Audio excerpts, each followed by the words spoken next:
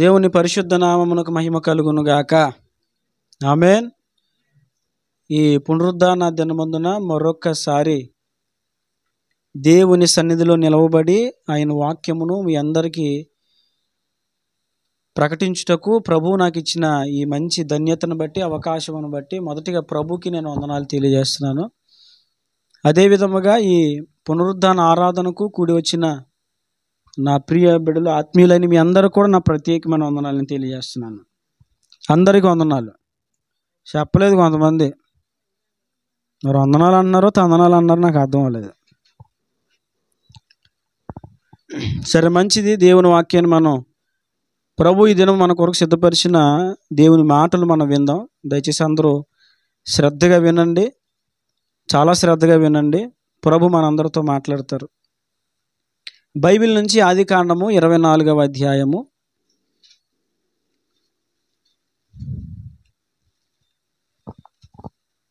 మొదటి వచనం 1 చదవండి. ఆదికాండం 24 మొదటి వచనం. అబ్రహాము బహుకాలము గడిచిన వృద్ధుడై ఉండెను, అన్ని విషయములలోనూ యెహోవా అబ్రహామును ఆశీర్వదించను. ఈ వాక్యముల ద్వారా దేవుడు ఈ దినం మనతో మాట్లాడును గాక. అబ్రహాము వృద్ధుడు కాగా, చాలా కాలము గడిచిన వృద్ధుడు కాగా, అన్ని విషయములలో యెహోవా అబ్రహామును ఆశీర్వదించెను. ఇప్పుడు మనం మన దృష్టిలోకి తీసుకోవలసిన మాట ఏంటంటే, ఈ వచనంలో అతడు బహుకాలము గడిచిన వృద్ధుడైపోయాడు.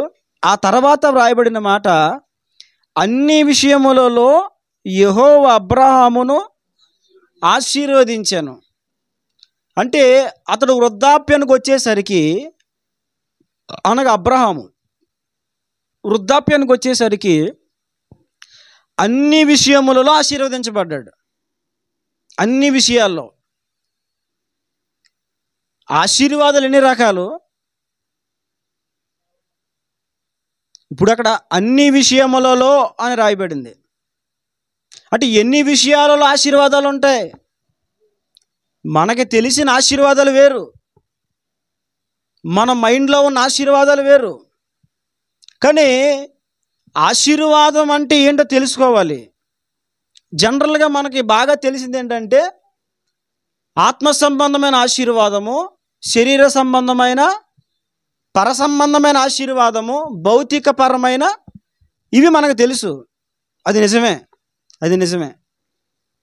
అయితే ఈ ఆశీర్వాదాల గురించి మనం ఇంకా కొంచెం స్పష్టంగా తెలుసుకోవాలి. ఇప్పుడు అబ్రహాము ఆశీర్వదించబడ్డాడు అని లేదు, అన్ని విషయములలో ఆశీర్వదించబడ్డాడు. ఆశీర్వదించబడ్డాడు అంటే ఏదో ఒక విషయంలో అనుకోవచ్చు, కానీ బైబిల్లో అన్ని విషయములలో అని రాయబడింది. అంటే అన్ని విషయాలలో ఆశీర్వదించబడడం అంటే ఏంటి? అంటే అన్ని విషయములలో ఆశీర్వదించబడడం అంటే ఏంటి అనేది తెలుసుకోవాలంటే, అసలు ఆశీర్వాదాలు ఎన్ని రకాలు, ఆశీర్వాదం అంటే ఎలా ఉంటుంది, మనం ఎలా ఉంటే ఆశీర్వదించబడినట్లు అనేది మనకు తెలుస్తుంది. చూడండి, అబ్రహాము వృద్ధుడైనప్పుడు అతడు అన్ని విషయములలో ఆశీర్వదించబడ్డాడని బైబిల్లో రాయబడింది. ఇప్పుడు ఆశీర్వాదం అంటే మనము ఎక్కువగా ఆలోచించేది ఏంటంటే భౌతికమైన ఆశీర్వాదం. అంటే ఎలా అంటే, చాలామంది మనం వింటాం, దేవుడు మమ్మల్ని ఆశీర్వదించాడండి, చాలా ఆశీర్వదించాడు దేవుడు మమ్మల్ని అంటారు. ఏంటి ఇంతకే వాళ్ళ ఆశీర్వాదం ఏంటంటే, వాళ్ళు అంటారు, ఆ దేవుని దయని బట్టి ఒక ఇల్లు కట్టుకున్నామండి, దేవుడు మమ్మల్ని ఆశీర్వదించాడు. అంటే ఇప్పుడు ఇల్లు కట్టుకుంటే ఆశీర్వాదించబడినట్లేనా? గమనించాలి, ఆశీర్వాదం అది కూడా. నేను దాన్ని ఆశీర్వాదం కాదన్నాను, అది ఆశీర్వాదమే. కానీ అది ఈ భూ సంబంధమైనది, భౌతిక సంబంధమైనది. మనం పొందుకున్న ఆశీర్వాదాల్లో ఏది ఆత్మ సంబంధమైనదో, ఏది భూ సంబంధమైనదో తెలుసుకోవాలి. ఇప్పుడు భూ సంబంధమైన ఆశీర్వాదాలు మనకేంటి, అనిల్ అంబానీ, ముఖేష్ అంబానీలు కూడా ఉన్నాయి భూ సంబంధమైన ఆశీర్వాదాలు. వాళ్ళకున్న హెలికాప్టర్లో, వాళ్ళకున్న బిల్డింగ్ల మీద ల్యాండ్ అవుతాయి. వాళ్ళు కారులో వెళ్తే వాళ్ళు ముందు 50, వెనకాల 50 కార్లు బయలుదేరతాయి. మొన్న ఎవరిది పెళ్లి జరిగింది కదండి, ఎవరిది వాళ్ళ ఇంట్లోనే, అనిల్ అంబానీ గారేనా? అనిల్ అంబానీ గారు వాళ్ళ అబ్బాయి మ్యారేజ్ జరిగింది. మనం చూసాం కదండి. ఆ పెళ్లి కార్డు ఏంటి? అది బంగారం. బంగారం. నేను విన్నాను, అక్కడికి వచ్చిన సెలబ్రిటీలకి వాళ్ళు ఇచ్చిన గిఫ్ట్లు ఏంటో తెలుసా? వాచ్ అంట, ఒకటి 3 లక్షలు అంటండి. ఎంతది? అదేంటిది? ఆశీర్వాదమే. దాని ఆశీర్వాదం కాదనడానికి లేదు, అది ఆశీర్వాదమే. అది ఏ సంబంధమైనది? భూ సంబంధమైనది. మనం గమనించాలి, ఈ భూ సంబంధమైన ఆశీర్వాదములు ఉన్నను లేకపోయినను దాన్ని మనం దృష్టిలోకి తీసుకోకూడదు. మనం ఎప్పుడు ఎక్కువగా బాధపడేది ఏంటంటే, అరే నాకంటూ ఒక నీడ లేదే, నాకంటూ ఒక స్థలం లేదే, నాకంటూ ఒక పొలం లేదే, నాకంటూ సరైన ఒక ఉద్యోగం లేదు, నాకంటూ ఒక స్థిరమైనటువంటి వ్యాపారం లేదు. అవి ఉండొద్దు అనేది నా ఉద్దేశం కదా, అవి ఉండాలి. అదే సమయంలో ఒకవేళ అవి లేకపోయినా బాధపడకూడదు. అవి లేనందుకు నేను ఆశీర్వదించబడిన వాడను కాను అని అనుకోకూడదు. అదే నేను చెప్పేది. భూ సంబంధమైన ఆశీర్వాదాలు అవి ఉన్నా లేకపోయినా వాటి కోసం మనం చింతపడాల్సిన అవసరం ఏమీ లేదండి. అల్లికి అల్లు కట్టేసాడండి దేవుడు, అలా ఆశీర్వదించేసాడండి. 2 స్టేర్లు బిల్డింగ్ కట్టేశారండి. మేము ఎప్పటి నుంచో అదే ఇంట్లో ఉంటున్నామండి, కట్టుకోలేకపోయామండి ఇల్లు. వాళ్ళని దేవుడు ఆశీర్వదించాడండి, దేవుడు నన్ను ఆశీర్వదించలేదండి. ఇదే చాలామంది ఆలోచిస్తారు. గమనించాలి, భౌతిక సంబంధమైన ఆశీర్వాదాలు ఉండొద్దు అనేది నా ఉద్దేశం కాదు. మీరు కలిగి ఉంటే తప్పు అని నేను చెప్పట్లేదు. ఉంటే దానివల్ల ప్రమాదం ఉంది. అలాగని అమ్మో ఉంటే ప్రమాదమే తీసేద్దామని అనుకోకండి. ఉన్నదాన్ని జాగ్రత్తగా హ్యాండిల్ చేసుకోవాలి. జాగ్రత్తగా దాన్ని ఏం చేయాలి? జాగ్రత్తగా ఆశీర్వాదాన్ని సద్వినియోగం చేసుకోవాలి. దేవుడిచ్చిన ఆశీర్వాదాన్ని జాగ్రత్తగా, ఈ భూ సంబంధమైన ఆశీర్వాదాన్ని కాపాడుకోవాలి. మీకు విషయం చెప్పనా, ఈ భూ సంబంధమైన ఆశీర్వాదము మనకి నష్టాన్ని ఒకవేళ తెచ్చిపెడుతుందేమో కానీ ఆత్మ సంబంధమైన ఆశీర్వాదం మనకి ఎన్నటికీ కూడా నష్టాన్ని తెచ్చిపెట్టదు. దేవునికి మహిమ కలుగును గాక. ఏ ఆశీర్వాదం? ఆత్మ సంబంధమైన ఆశీర్వాదము మన బ్రతుకులకు ఎప్పటికీ నష్టాన్ని, కష్టాన్ని తెచ్చిపెట్టదు. మరి ఇప్పుడు నష్టాన్ని కలిగించే ఆశీర్వాదము కావాలా, నష్టమును కలిగించిన ఆశీర్వాదం కావాలా? నష్టము కలిగించిన ఆశీర్వాదమే మనకి కావాలండి. ఈ భూ సంబంధమైన ఆశీర్వాదాలు, అయ్యా నాకు ఉద్యోగం లేదండి, వాడికి ఉద్యోగం వచ్చేసింది, లక్షల రూపాయలు సంపాదించేస్తున్నాడు, నా తోటోడే, దేవుడు వాడిని బ్లెస్ చేశాడు అంటే మనం ఎప్పుడు ఎలా ఆలోచిస్తాం? ఇహలోకంగానే ఆలోచిస్తాం. వాళ్ళకు ఉంది అంటే వాళ్ళు ఆశీర్వదించబడ్డారు, నాకు లేదు అంటే నాకు ఆశీర్వాదము. వాళ్ళకుంది అంటే దేవుడు వాళ్ళని దీవించాడు, నాకు లేదు అంటే దేవుడు నన్ను దీవించలేదు. అసలు అది విషయమే కాదు. మీకు విషయం చెప్పనా, ఆ మాటకు వస్తే బైబిల్లో చూడండి, ఒకరోజు దేవునితో సాతానుగాడు మాట్లాడుతూ ఒక మాట చెప్పాడు. చూడండి ఏమని చెప్పాడు సాతానుగాడు, ఏమని చెప్పాడు చూడండి. లూకా సువార్త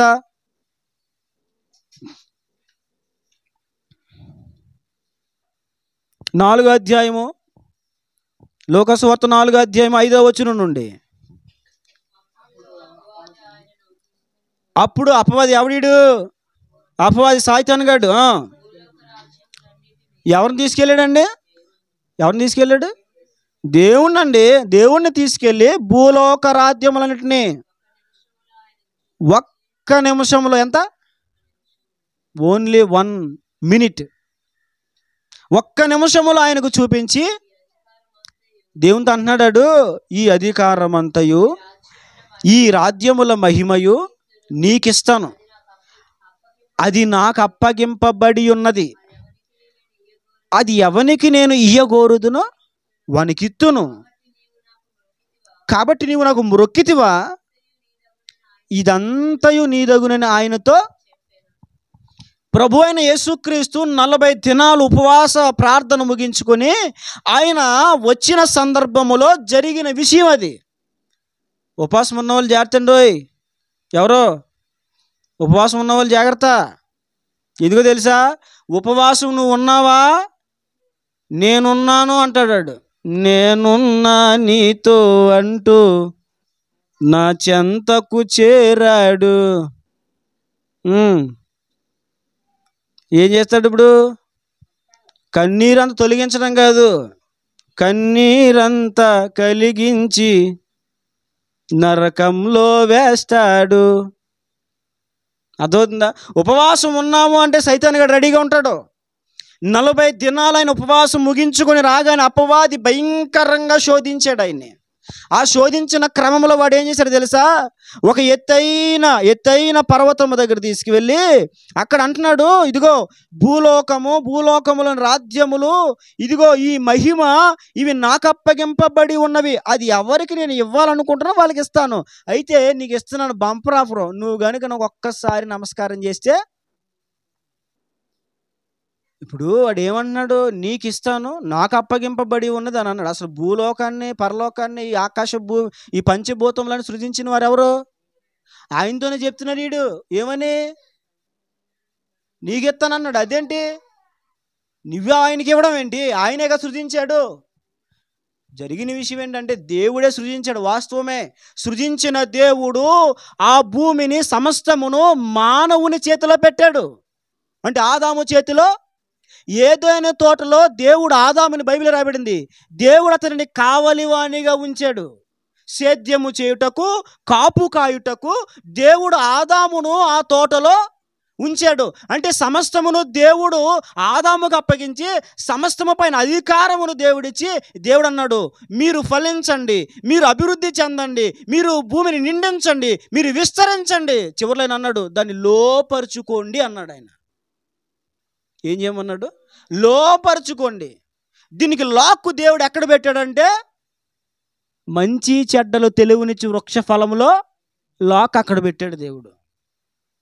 ఇప్పుడు ఆ లాక్ ఇటు తీసేశాడు అనుకో, ఎవరు స్వాధీనం అయిపోతుంది? అందుకే ఇక్కడ ఏమన్నాడు? నాది నాకు అప్పగింపబడింది, నేను ఎవరికి ఇయ్యగోరుదునో వారికి ఇస్తాను. లాక్కేసి దేవుడు, ఒరే దాని జోలికి పోకరా, అన్నీ తిను, దాని జోలికి నీవు ఎల్లకంటే అదే తీసేడు. ఎవరో? ఆదాము గారండి, మన ఆది పితరుడైనటువంటి తండ్రి గారు. దేవుడు తీయొద్దు, తినొద్దన్న దానిని తినడం వల్ల ఏమని తెలుసా? ఇప్పుడు దేవుడు వారి స్వాధీన పరిస్థితి ఆదాముకి స్వాధీనముగా భూమినిస్తే, ఎప్పుడైతే తినొద్దన్న పండు ఆదాము అవ్వలు తిన్నారో వెంటనే అది సాతాను స్వాధీనంలోకి వెళ్ళిపోయింది. మీకు విషయం చెప్పనా? ఈ భూలోకములో ఉన్న మహిమ, ఈ రాజ్యములు, ఈ ఖ్యాతి అంతా ఎవరిది అనుకుంటున్నారు? ఈ సంపదలను ఎవరు అనుకుంటున్నారు? అపవాదివి. ఇప్పుడు అపవాదివి, అప్పుడు దేవునివి. ఎప్పుడైతే దేవుడు చేయొద్దన్న పని చేశాడో ఆదాము, వెంటనే అవన్నీ కూడా సాతాను హ్యాండ్వర్లోకి వెళ్ళిపోయినాయి, సాతాను స్వాధీనపరచబడ్డాయి. ఇప్పుడు సాతాను స్వాధీనంలో ఉన్న ఇవన్నీ కూడా, అందుకే వాడు అంటాడు ఇవి నావి అంటే. ఇది మనకు అర్థమవుతుంది, ఈ లోకములో ఉన్న మహిమ అంతా కూడా ఆడి గ్రిప్లో ఉంది. ఎవరి గ్రిప్లో ఉంది? సాతాను గ్రిప్లో ఉంది ఇప్పుడు ఈ లోకంలో ఉన్న మహిమ అంతా. అయితే వాడి చేతిలో ఉన్న దేవుడు దాన్ని మనం స్వాధీనపరచుకోవడానికి శక్తినిస్తున్నాడు దేవుడు. అయితే శక్తినిచ్చిన దేవుడు ఏం చెప్తున్నాడు? స్వాధీనపరచుకో, ఈ లోకంలో ఉన్న వసతులు, వనరులు వాడుకో, కానీ జాగ్రత్త. నువ్వు గనుక కొంచెం వాడికి అవకాశం ఇచ్చావా నిన్ను మెలిపెట్టేస్తాడు సాతానుగాడు అని దేవుడు చెప్తున్నాడు. అర్థమవుతుందండి? ఇప్పుడు ఆశీర్వాదం, దీన్ని బట్టి మనకి ఏమర్థమవుతుంది? ఆశీర్వాదము ఏంటిది? దేవుని దగ్గర ఉందా? సైతాను గడి దగ్గర కూడా ఉంది. ఎవరి దగ్గర ఉందండి? సైతాను గడి దగ్గర కూడా ఉంది ఆశీర్వాదం. ఒక్క నిమిషంలో చూపించాడు అంతా. సాతాను గడి దగ్గరికి వెళ్తే నీకు మొత్తం ఒక్క నిమిషంలో చూపించేస్తాడు. అరిచేతిలో ఏం చూపించేస్తారంటండి? ఏదో అంటారు. వెరీ గుడ్, అక్క బాగా చెప్పారు. అరిచేతిలో ఏం చూపిస్తారంట? స్వర్గం. అరిచేతిలో స్వర్గం. అరిచేతిలో స్వర్గం ఎవరు చూపిస్తారు అనుకున్నారు? ఆడే. ఇదిగో అరిచేతిలో స్వర్గం ఇదే. అరిచేతిలో స్వర్గం అంటే ఇదేనండి. ఇంక ఇలాంటి స్వర్గాలు చాలా ఉన్నాయిలే. వాడు చూపిస్తాడు. అర్థమవుతుందా? అపవాది దగ్గర చాలా ఆశీర్వాదం ఉంది, సంపదలన్నీ ఉన్నాయి. ఇప్పుడు అబ్రహాము కూడా ఆశీర్వదించబడ్డాడు అన్ని విషయములలో. అర్థమవుతుందా? కాబట్టి మీరు గమనించాలి, ఇల్లుంటేనే ఆశీర్వాదం, డబ్బుంటేనే ఆశీర్వాదం, చదువుంటేనే ఆశీర్వాదం, పదవి ఉంటేనే ఆశీర్వాదం, మంచి హోదా ఉంటేనే ఆశీర్వాదం, కారు ఉంటే ఆశీర్వాదం, పలుకుబడి ఉంటే ఆశీర్వాదం అని ఎప్పుడు అనుకోవద్దు. దాన్ని నేను ఆశీర్వాదమో కాదని కూడా చెప్పట్లేదు, కానీ అది ఈ భూ సంబంధమైనది మాత్రమే. ఈ భూ సంబంధమైన ఆశీర్వాదం ఎవడికి ఉండదండి. అడ్డంగా సంపాదించాలంటే ఎవడైనా సంపాదించగలుగుతాడు. గంజాయి వ్యాపారాలు చేసి సంపాదించట్లేదు చాలామంది, బోల్డ్ మంది. కాబట్టి మనకు తెలియదు అంతే. చాలామంది కమిషన్లు తీసుకొని సంపాదించట్లేదా? కమిషన్లు తీసుకొని సంపాదించే వారిలో పోలీసులు లేరా? కమిషన్లు తీసుకొని సంపాదించే వారిలో క్షమించండి డాక్టర్స్ లేరా? బోల్డ్ మంది. ఇప్పుడు వైద్య రంగం అది పెద్ద బిజినెస్ అయిపోయింది. నేను ఎవరిని విమర్శించట్లేదు కానీ చెప్తున్నాను, పెద్ద బిజినెస్ అయిపోయింది ఇప్పుడు అది. హాస్పిటల్కి వెళ్ళాలంటే భయం వేస్తుందండి ఈ రోజున, అవునా కదా? మీకు భయం వేస్తుంది చెప్పండి, నిజం చెప్పండి, ఎవరు అబద్ధం చెప్పకండి, నిజం చెప్పండి. హాస్పిటల్కి వెళ్ళాలని భయం వేస్తుందా లేదు మీకు? ఎందుకు వేస్తుంది? దోపిడీ. ఏం చేస్తారండి? దోపిడీ. నీ దగ్గర ఉన్నది లేనిది మొత్తం లాగేస్తారు, అంతే, మొత్తం లాగేస్తారు. సమస్య లేదు. ఎలాగ తయారైపోయినండి ఈ రోజున హాస్పిటల్స్. డబ్బులు లేక కట్టలేక, అయ్యో మాకు బాడీని ఇచ్చిండి అయ్యా, డెడ్ బాడీని ఆయన ఇచ్చిండి అయ్యా అంటే డెడ్ బాడీని కూడా కదలనివ్వట్లేదు ఈ రోజున. డబ్బులు కట్టి కదపండి అంటే ఇప్పుడు మనిషి కంటే ఏది ముఖ్యమైపోయింది? అది ఆలోచించండి. మరి ఇలాంటిది మనిషి కంటే, ఏమండి, మనిషి కంటే ఉన్నతంగా ఎంచబడుతున్న, మనిషిని అనగదొక్కుతున్న ఈ డబ్బు, ఏమండి, కలిగి ఉండడం ద్వారా, లేదు ఈ డబ్బు లేదని అనుకోవడం ద్వారా మనమే అమాయకులం అవుతున్నాం. అది ఉంటేనే ఆశీర్వాదం అని అనుకోవడం, అది మన అమాయకత్వం. చూడండి, అబ్రహాం అన్ని విషయములలో ఆశీర్వదించబడ్డాడు. అసలు ఏంటి అబ్రహాం ఏ విషయాలు ఆశీర్వదించబడ్డాడు అని మనం ఆలోచిస్తే కొన్ని విషయాలు నేను బైబిల్ నుంచి మీకు జ్ఞాపకం చేస్తాను. అసలు ఆశీర్వాదం అంటే ఏంటి చూడండి. అబ్రహాము జీవితంలోంచి కొన్ని మాటలు ప్రభు సన్నిధిలో నేను కనిపెట్టినప్పుడు, ప్రభు ఆశీర్వాదము గురించి అబ్రహాము అనుభవంలోంచి దేవుడు నాకు తెలియజేసిన కొన్ని మాటలు నేను మీకు జ్ఞాపకం చేస్తాను. చూడండి, ఆదికాండం 22వ అధ్యాయము.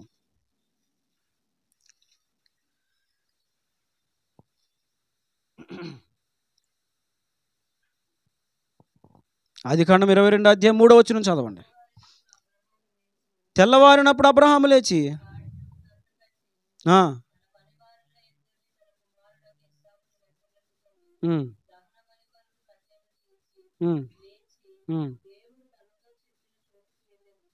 చాలు దేవుడు అబ్రహాముతో మాట్లాడి, అబ్రహాముతో ఏమన్నాడంటే, అబ్రహాము, నీవు ప్రేమించి ఇస్సాకు, నీకు ఒక్కడై ఉన్నటువంటి ఇస్సాకు, ఇదిగో ఆ ప్రియుడైన నీ కుమారుని తీసుకువెళ్ళి మోరియా దేశములో నేను చూపించు పర్వతములలో ఒకదాని యందు అతన్ని నాకు దహన బలిగా అర్పించు అని దేవుడు చెప్పాడు.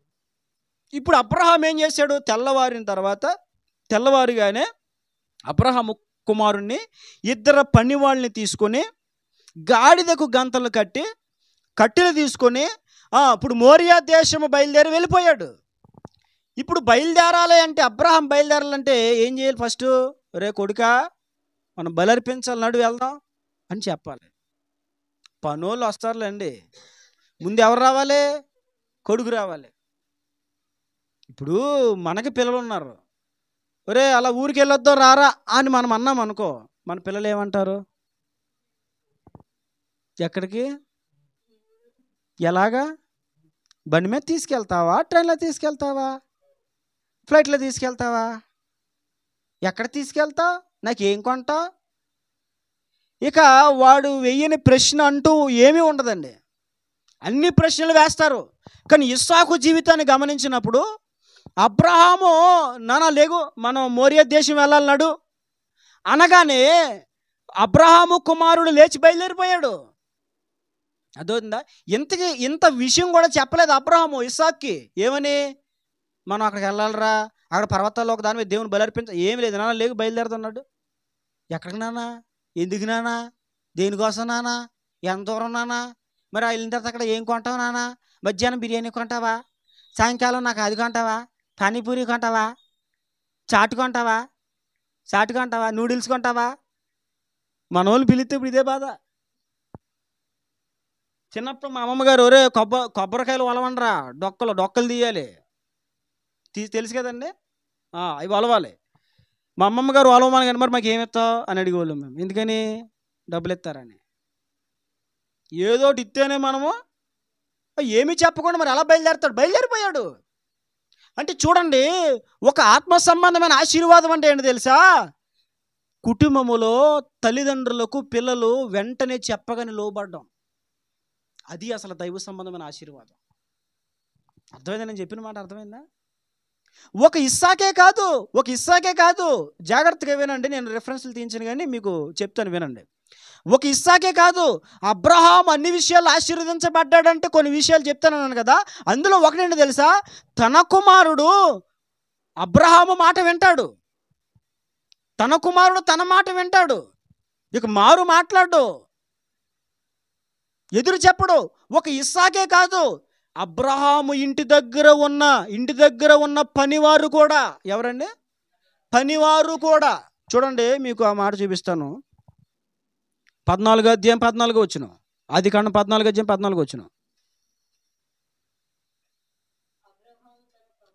చూడండి. అబ్రహాము తన తమ్ముడు చెరపట్టబడినని విని తన ఎంట పుట్టి అలవరచబడిన, చూడండి 310 మండుగురిని వెంట పెట్టుకొని. ఇప్పుడు అబ్రహాం ఇంటి దగ్గర పనివారు ఎంతమంది? 318 మంది. ఎవరో? పనోళ్ళండి. అబ్రహాం అన్నాడు, రే నా తమ్ముడు కొడుకైన లోతుని చెరపట్టుకుని తీసుకెళ్ళిపోయారు, లేకండ్రా నడవండ్రా, యుద్ధం చేసి ఆ రాజుల్ని జయించి నా తమ్ముడు కుమారుని తనకు ఆస్తిని మనం తిరిగి తీసుకురావాలి, నడండి, గెటప్ అనగానే 318 మంది ఒకేసారి కదిలేరు. ఇక నేను రానండి, ఏం చేయను? మన పిల్లలు నడు ప్రార్థనకి వెళ్దాం అంటే, నాకు తలపోటు వస్తుందమ్మా, కడుపు నొప్పి వస్తుంది, నాకు బాగలేదు, నాకు నిద్ర వస్తుంది. ఎవరు? అబ్రహాము కుటుంబంలో తన కుమారుడిని ఇస్సాకు అబ్రహాం మాట వింటాడు. అబ్రహాము కుటుంబంలో 100 మంది పని వాళ్ళు అబ్రహాం మాట వింటారు. అంతేకాదు, ఇంకొక మాట చూపిస్తాను చూడండి. 18 ఆదికాండం 18:6. అబ్రహాము గుడారములో ఉన్న సారా యొద్దకు త్వరగా వెళ్ళి, అమ్మా నువ్వు త్వరపడి 3 మానికల మెత్తని పిండి తెచ్చి. చాలు చూడండి, అబ్రహాము త్వరపడి, ఇదిగో గుడారములో ఉన్న సారా యొద్దకు త్వరగా వెళ్ళి నీవు త్వరపడి 3 మానికల పిండిని, మెత్తని పిండి తెచ్చి పిసికి రొట్టెలు చెయ్యి అని భార్యకు ఒక పని అప్పగిస్తే భార్య వెంటనే పరిగెత్తింది పని కోసం. భార్య వెంటనే ఏం చేసిందండి? ఆ పని చేయడం కోసం పరిగెత్తింది. అంటే ఇప్పుడు అబ్రహాము కొడుకు అబ్రహాం మాట వింటారు, అబ్రహాము పని వాళ్ళు అబ్రహాం మాట వింటారు, అబ్రహాము భార్య కూడా. ఇందాకే వంట చేసా, మళ్ళీ ఇప్పుడు పిసకమంటావేంటి? కాదు, బయట నుంచి ఎవరో వచ్చేసి అబ్బా హోటల్ నుంచి తెచ్చే వెళ్ళిపోమను, లేదా కాఫీ ఇచ్చేస్తాను వెళ్ళిపోమను అన్నది ఆవిడ. ఏం చేసింది? వెంటనే చేసింది. ఇప్పుడు మన వాళ్ళు అనుకో, నాకు బాగాలేదు, వాళ్ళు రేపు రమ్మానండి, హోటల్ నుంచి తెప్పించాయి, అత్తమాటలు ఏం చెయ్యాలంటే, అసలు అది ఆశీర్వాదమేనా? ఒక కుటుంబ యజమానుని మాట వినని భార్య ఆ కుటుంబంలో ఉంటే కుటుంబానికి అది ఆశీర్వాదమా? నిజమైన ఆశీర్వాదం అంటే ఏంటి తెలుసుకోవాలి ఈరోజు మనం. ఏంటి తెలుసా? నిజమైన ఆ కుటుంబంలో ఆశీర్వాదం అంటే పిల్లలు మన మాట వినడమే. నిజమండి, మీకు విచిత్రంగా ఉండొచ్చు, అది వాస్తవం. ఎందుకో తెలుసా? ఇప్పుడు సమాజము చూస్తుంది మనల్ని, ప్రతి క్షణము సమాజం మనల్ని గమనిస్తుంది. మనం అనుకుంటాం మనల్ని ఎవరో చూడట్లేదని, కానీ సమాజం మనల్ని చూస్తుంది, మన కదలికలు చూస్తుంది, మన పిల్లలను చూస్తుంది, మన మన మన మాటలు చూస్తుంది, మన వ్యవహార శైలి చూస్తుంది సమాజం. వాళ్ళు ఏమనుకుంటారు తెలుసా? రే వాళ్ళు కొడుకు చూడరా, వాళ్ళ నాన్న మాట దాటడరా, నాన్న మాట దాటడు, పక్క పిల్లలు కలిగిన తండ్రి అంటాడు, రే వాళ్ళని చూసి బుద్ధి తెచ్చుకోరా, నాన్న మాట దాటాడు. అంటే ఈ కుటుంబం ఏ కుటుంబం? ఆశీర్వదించబడిన కుటుంబం. చాలామంది కంప్లైంట్లు, అయ్యా నా భార్య నా మాట విందండి. చాలామంది భార్యలు చెప్తూ ఉంటారు, స్త్రీలు చెప్తూ ఉంటారు, అయ్యా నా భర్త నన్ను ప్రేమించడండి, ఒక మంచి అలా అయితే తీసుకోడండి, మా పిల్లలు మా మాటలు వినరండి, మేము చెప్పేది చేయరండి. అసలు ఇలాగా చెప్పిన మాట వినని పిల్లలు, చెప్పిన మాట వినని భర్త భార్యలు కుటుంబాల్లో ఉంటే అసలు ఆ కుటుంబం ఆశీర్వదించబడిన కుటుంబమేనా? ఆశీర్వదింపబడిన కుటుంబం అంటే ఏంటి? చెప్పిన మాట వినడం, చెప్పిన మాట వినడం. ఈ రోజున ఎవరు వింటున్నారు అలాగా? ఆలోచించాలండి మనం. ఒక అబ్రహాము కుమారుడు అబ్రహాం మాట వింటాడు, పనివాళ్ళు వందలాది మంది పనివారు అబ్రహాం మాట వింటారు. అబ్రహాము భార్య అయిన సారా కూడా అబ్రహాము మాట వింటది. ఇది ఏ కుటుంబం తెలుసు? ఆశీర్వదించబడిన కుటుంబం. ఇది ఆశీర్వదించబడిన కుటుంబం. అంతేకాదు ఇంకొక మాట నేను మీకు చూపిస్తాను చూడండి. అదే ఆదికాండంలో 24వ అధ్యాయము. ఇంకా విచిత్రంగా, ఇది చాలా ఆశ్చర్యంగా ఉంటుంది ఈ మాట. 24వ అధ్యాయము 11వ వచనం. సాయంకాలమందు స్త్రీలు నీళ్లు చేదుకొనవచ్చు వేళకు ఆ ఊరి బయటనున్న చాలు ఒంట్లు మోకరిచ్చినాయండి. ఇస్సాకు, అబ్రహాము, పెద్ద దాసుడైనటువంటి ఎలియాజరు అబ్రహాము కుమారుడైన ఇస్సాకుకి ఒక స్త్రీని భార్యగా తీసుకురావడం కోసం పంపిస్తే అతడు ఆ ఊరు వెళ్ళిన తర్వాత వెళ్తున్నప్పుడు 10 ఒంటెలు తీసుకుని వెళ్ళాడు. ఎవరు? ఎలియాజరు 10 ఒంటెలు తీసుకువెళ్ళాడు. ఆ ఒంటెలు ఎవరివి చూడండి 9వ వచనంలో. ఆ దాసుడు తన యజమానుడగు అబ్రహాము తొడ క్రింద చేశాను. ఎవరొంట్లయ్యి? అతడు తన యజమానుని ఒంటెలలో 10 ఒంటెలు. ఇక్కడ మరలా మీకు జ్ఞాపకం చేస్తాను, జాగ్రత్తగా వినండి. అబ్రహాము కొడుకు అబ్రహాం మాట వింటాడు, అబ్రహాము పనివారు అబ్రహాం మాట వింటారు, అబ్రహాము భార్య అబ్రహాం మాట వింటారు. చివరికి అబ్రహాము పశువులు కూడా అబ్రహాము మాట వింటాయి. అబ్రహాము పనివాడి మాట విన్నప్పుడు అబ్రహాం మాట వినవు ఒంట్లు. అవి ఏం చేస్తున్నాయి? మోకరిస్తున్నాయి. అంటే మోకరించే అనుభవము కుమారుని ఇస్సాకుకే కాదు, ఎవరికి నేర్పించాడు అబ్రహాము? పశువులు కూడా నేర్పించాడు మోకరించే అనుభవము. అంటే అతడు ఎంత ప్రార్థనా పరుడు ఆలోచించండి. ఎంత ప్రార్థనా పరుడైతే పశువులు కూడా మోకరించడం నేర్పిస్తాడు. కొంతమంది యూట్యూబ్లో మీరు చూస్తున్నారు లేదో, కుక్కలకు అన్నం పెట్టే ముందు ప్రార్థన చేసుకుంటున్నాయి. ఏం చేస్తున్నాయండి?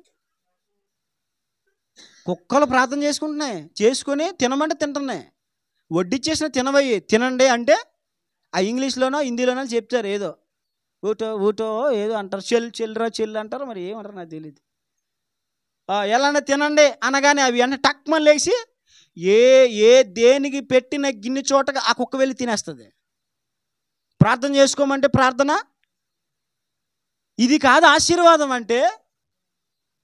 కుటుంబంలో యజమాని మాట అందరూ వినడం ఆశీర్వాదం కాదు. అసలు ఇది ఆశీర్వాదం అండి. కోట్లకు పడగలెత్తున వాళ్ళు ఎంతోమంది గోల పెడుతున్నారు. ఏమని తెలుసా? అయ్యా మా ఓడు మా మాట వినండి, కోట్లు ఉన్నాయి కానీ పిల్లోడు మాట వినడు. కోట్లు ఉన్నాయి, వాళ్ళ చేతులు అధికారం ఉంది. ఎంతోమంది అధికారులు, నాయకులు, రాజకీయవేత్తలు ఎంతోమంది వారి పిల్లలు వారి మాట వినక బాధపడుతున్నారు. అది ఆశీర్వాదమేనా? నీకు కోట్లు ఉండొచ్చు, నీకు ఆస్తులు ఉండొచ్చు, నీకు బెంజ్ కారులో ఇంకా సంథింగ్ ఏవేవో హై రేంజ్ కార్లు ఉండొచ్చు. నీ పిల్లలు నీ మాట విననప్పుడు, నీ భార్య నీకు లోబడినప్పుడు, నీ పనివారు నీ మాట విననప్పుడు అది ఆశీర్వాదమేనా కుటుంబంలో? ఆశీర్వాదం అంటే ఏంటి తెలుసా? ఏదో డబ్బు ఉంటేనే కాదు, అందరూ మాట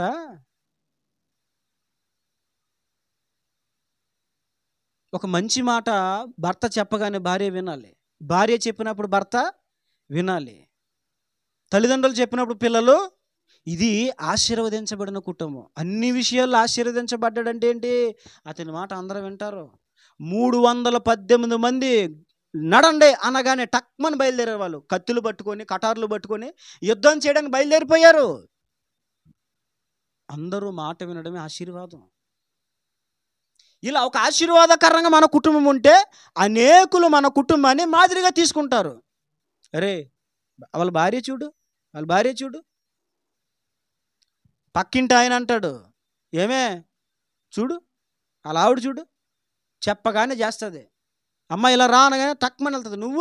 నువ్వు వెళ్తావు, కదులుతావు. నువ్వు భర్త చెప్పగానే కదులుతున్నావా? వస్త్రం నాగండి ఏంటంట. ఒకళ్ళ సేవకుల ఇంటికి వెళ్ళానండి ఒకసారి. ఒక సేవకుల ఇంటికి వెళ్తే పాస్టర్ గారు మాట్లాడుతున్నారు మాతో. పాస్టర్ గారు పక్కన కూర్చున్నారు. ఆయన మాట్లాడుతూ ఉంటే ఈవిడి మీరు ఆగండి. ఎవరిని? పాస్టర్ గారిని. ఈ పాస్టర్ గారు అంటున్న మాట ఏంటి? మీరు ఆగండి అనగానే ఈయన వెంటనే ఏమైపోయారు? కూల్. మరి ఆమె ఆయన్ని ఎలా భయపెట్టిందో, ఎప్పుడు భయపెట్టిందో, అసలు ఏం జరిగిందో, అసలు వివరాలు ఏంటో అసలు మనకు ఏం తెలీదు. అది చూడగానే నేను స్టన్ అయిపోయాను. ఒక విధంగా చెప్పాలి, నాకు సిగ్గేసేసిందండి. పాపం ఆయన ఇంకెలా ఆగిపోయా, ఇంకంతే, ఇంకా నోరు లేగదు. ఆశీర్వాదమేనా? అబ్రహాం అన్ని విషయాలు ఆశీర్వదించబడ్డాడు. ఒక మాట చెప్పాడంటే అందరూ వింటారు. మాటకు లోబడ్డం ఆశీర్వాదం. అబ్రహాము కుటుంబంలో ఉన్న 2వ ఆశీర్వాదాన్ని మీకు జ్ఞాపకం చేస్తాను చూడండి. అది ఆదికాండం 17వ అధ్యాయం. అది ఆదికాండం 17వ అధ్యాయము 23వ వచనం, 26వ వచనం చూడండి. 26. ఒక్క దినమంది అబ్రహామును అతని కుమారుడిని ఇస్మాయేలును, ఎవరు? అబ్రహాము, తర్వాత అతని కుమారుడిని ఇస్మాయేలు సున్నతి పొందిరి. అతని ఎంత పుట్టిన వారును అన్యుని యొద్ద వెండితో కొనబడిన వారును అతని ఇంటిలోని పురుషులందరూ అతనితో కూడా. చూడండి, ఆశీర్వాదం అంటే ఏంటి తెలుసా? యజమాని మాటకు అందరూ సరెండర్ అవ్వడం, అది ఆశీర్వాదం. ఈ కుటుంబం అనేక కుటుంబాలకు ఆశీర్వాదకరంగా ఉంటుంది. ఆశీర్వాదం అంటే ఏంటో తెలుసా? అబ్రహాముకి దేవుడు చెప్పాడు, అబ్రహాము ఇదిగో నీవు నీ కుమారుని ఇస్సాకు, ఇస్మాయేలు, అంతేకాదు నీకున్న పని వారందరూ కూడా సున్నతి పొందాలి అని చెప్పగానే అబ్రహాము అందరిని పిలిచి ఆ దినమంది అప్పుడే దేవుడు చెప్పిన రోజునే తన ఇంటి దగ్గర ఉన్న వందలాది మంది పని వాళ్ళకి వాళ్ళ కుమారుని ఇస్సాకుకి అందరూ కూడా సున్నతి చేశాడు. అంటే ఇప్పుడు పరిభాషలో మనం చెప్పాలంటే కుటుంబం అంతా రక్షణ అనుభవంలోకి వచ్చింది.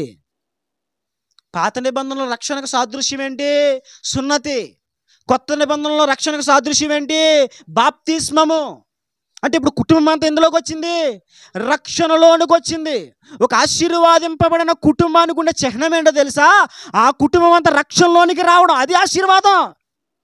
మరి కొంతమంది ఇంటికి వెళ్తేనండి, అంటే వాళ్ళకి తెలియదులేండి, తెలియదు కాబట్టి అలా మాట్లాడతారు. దాన్ని నేను ఏమనుకోవట్లేదు, చెప్తున్నాను మీకు అర్థం అవడం కోసం. కొంతమంది ఇంటికి వెళ్తే మా ఓడు బెహరీన్లో ఉన్నాడు, బెహరీన్లో జాబ్ చేస్తున్నాడు, ₹1,00,000 జీతం. మా ఓడు చిన్నాడు అమెరికాలో ఉన్నాడు, ఆడు సంపాదిస్తాడు 1,60,00,000 వస్తుంది ఆడికి. మాకు ఇలా ఉన్నాయి, మాకు అక్కడ బిల్డింగ్ ఉంది, మాకు మెయిన్ సెంటర్లో అక్కడ సిటీలో పెద్ద 500 అపార్ట్మెంట్ ఉంది, 5 అంతస్తుల అపార్ట్మెంట్. ఎలాగైనా చెప్తూ ఉంటారండి. నాకు చెప్తూ ఉంటే చీమల జైలు పాకుతూ ఉంటాయి. అది కాదు, పిల్లలు రక్షణ పొందారా? ఆశీర్వాదం అంటే ఏంటి? కుటుంబం అంతా రక్షించబడడం. అన్ని విషయములలో అబ్రహాం బైబిల్లో అబ్రహాము కొరకు రాయబడిన ఈ మాట మరి ఇంకెవరి కొరకు రాయబడలేదండి. అబ్రహాము కొరకే కేవలం బైబిల్లో రాయబడింది. అన్ని విషయములలో ఆశీర్వదించబడ్డారని చాలా మంది కోసం రాయబడింది. కానీ అన్ని విషయాలు ఆశీర్వదించబడ్డారు అనే మాట మాత్రం కేవలం అబ్రహాము జీవితం కోసమే రాయబడింది బైబిల్లో. కుటుంబంలో అందరూ ఏం పొందారు? రక్షణ పొందారు. మీకు విషయం చెప్పిన, మీకు ఏమున్నా లేకపోయినా కుటుంబం అంతా రక్షణ పొందడం గొప్ప ఆశీర్వాదం. ఎందుకో తెలుసా? కుటుంబం అంతా రక్షించబడి ఉంటే ఏమున్నా లేకపోయినా దేవుని రాకడ రాగానే కుటుంబం అంతా కూడా ఏమైపోతారో? పరలోకానికి ఎత్తబడతారు. అన్నీ ఉండి కుటుంబంలో రక్షణ లేదనుకో, భర్త రక్షణ ఉంటే భర్త ఎత్తబడతాడు, భార్య విడబడిపోతుంది. ఒకవేళ భార్యకి రక్షణ ఉంటే భార్య ఎత్తబడుతుంది, భర్త విడవబడిపోతాడు. ఒకవేళ తల్లిదండ్రులకే రక్షణ ఉంటే పిల్లలు ఉండిపోతారు, భార్య భర్తలు ఎత్తబడిపోతారు, పిల్లలు విడవబడతారు. ఆశీర్వాదం అది. ఆశీర్వాదం అంటే ఏంటి? కుటుంబం అంతా సంపూర్ణ రక్షణలోనికి రావడం ఆశీర్వాదం. ఈ ఆశీర్వాదం అబ్రహాము జీవితంలో కలిగి ఉన్నాడు. ఇది రెండవ ఆశీర్వాదము. అంటే మాట వినడం ఆశీర్వాదం. అబ్రహాము మాటకు లోబడుతున్నారు, అబ్రహాము ఇంటిలో ఆశీర్వాదం. ఈ ప్రసంగ అంశమే అది, అబ్రహాము ఇంటిలో ఆశీర్వాదం. అతని మాట అందరూ వింటారు, అది ఆశీర్వాదం. రెండవది, కుటుంబం అంతా రక్షించబడింది, అది ఆశీర్వాదం. కుటుంబం అంతా ఏమవ్వాలి? రక్షించబడాలి. అయ్యమ్మవాడు ఇంకా బాప్తిస్మం పొందలేదండి, ఇంకా వ్యసనాల్లో ఉన్నాడండి, ఇంకా చెప్పిన మాట వింటలేదండి, మందిరానికి రాడండి, చెప్పింది చేయడండి, ప్రార్థన చేయమంటే చేయడండి, భక్తి చేయడండి, ఇంకా రక్షించబడలేదండి. అన్నీ ఉన్న ఆ కుటుంబంలో ఉన్న సభ్యులకి రక్షణ లేకపోతే అది ఆశీర్వాదం కాదు. ఒకవేళ ఇవి సంపాదించుకున్నామనుకో మనం, ఇక మన జీవితానికి డోకా లేదు, ఇక దేనికోసం మనం భయపడాల్సిన అవసరం ఏమీ లేదండి. మీకు విషయం చెప్తున్నాను, క్షమించండి. ఇప్పుడు అన్నీ ఉంటే ఆశీర్వాదం అని అనుకుంటారు కదా. ఇప్పుడు అనిల్ అంబానీ, ముఖేష్ అంబానీ వాళ్ళకి ఏం తక్కువ అండి? మొన్న వాళ్ళ అబ్బాయికి వివాహం చేశారు కదండి, ఆ అబ్బాయికి ఒంటి నిండా బలహీనతలే, తెలుసు కదా మీకు. ఒక ఏసీ పడదు, ఎప్పటికప్పుడు కొలెస్ట్రాల్ పెరిగిపోతూ ఉంటుంది. మరి తగ్గించుకోవడానికి ఎన్ని సాధనాలు చేయాలో. తనకు ఆరోగ్యం బాగోదని అతడే సాక్ష్యం చెప్పాడంట. ఎవరో అతనే చెప్పాడంట, ఏడుస్తూ చెప్పాడట, నేను విన్నాను. అన్నీ ఉన్నాయి, అన్నీ ఉన్నాయి. మనం అనుకుంటాం అన్నీ ఉంటే భలే ఉంటుందని, అన్నీ ఉంటే భలే ఉండదు. మనం అనుకుంటాం, బా ఆడికేరా డబ్బులు ఉన్నాయి, ఆడికే బ్యాంకులో బ్యాలెన్స్. మనం అనుకుంటాం. నీకు విషయం చెప్పనా, ఆడికి ఎప్పుడు గుండు టకా టకా టకా అన్నమాట. ఎందుకని? అమ్మో, నా బ్యాంకులో డబ్బులు ఎవడ కాజేసేస్తాడు. ఈ మధ్యలో అకౌంట్లు హ్యాక్ చేస్తా, హ్యాక్ అంటారు, అది హ్యాక్ ఏమంటారు, అంతేనా, జరుగుతుంది. మన హైదరాబాద్లో మా అన్నయ్య చర్చిలో ఒక బ్రదర్ అలాగే చేశారండి. ఆయనకి దాదాపు ఒక 70,000 చిల్లర జీతం అయింది. ఆయన అకౌంట్లో లక్షలు ఉండొచ్చు, ఎన్ని లక్షలు నాకు తెలియదు, కానీ నాకు తెలిసి ఒక 1 or 2 ఉండొచ్చేమో, మరి అంతకని ఎక్కువ నాకు తెలియదు మనం ఎందుకు చెప్పుకోవడం, కానీ డబ్బులు ఉంటాయి. అతని అకౌంట్ని అలాగే ఎవరో స్వాధీనపరుచుకున్నారు. అప్పటికప్పుడు మళ్ళీ బ్యాంకులకు పరిగెత్తి అన్ని బ్లాక్ చేయించుకొని, ఏంటిది ఏటీఎం కార్డులన్నీ బ్లాక్ చేయించి, నెంబర్లన్నీ బ్లాక్ చేయించుకొని అప్పటికప్పుడు పరిగెత్తి చేశాడు. అదే రక్షణ ఉంటే ఎంత సంతోషం. మన ధనం మనం రక్షించదు కదా. కరోనా టైంలో కోట్లకు పడగనెత్తులో కనుమూసేలేదా? కోట్లండి. కానీ కరోనా టైంలో వారి కోట్లు వారిని రక్షించలేకపోయింది.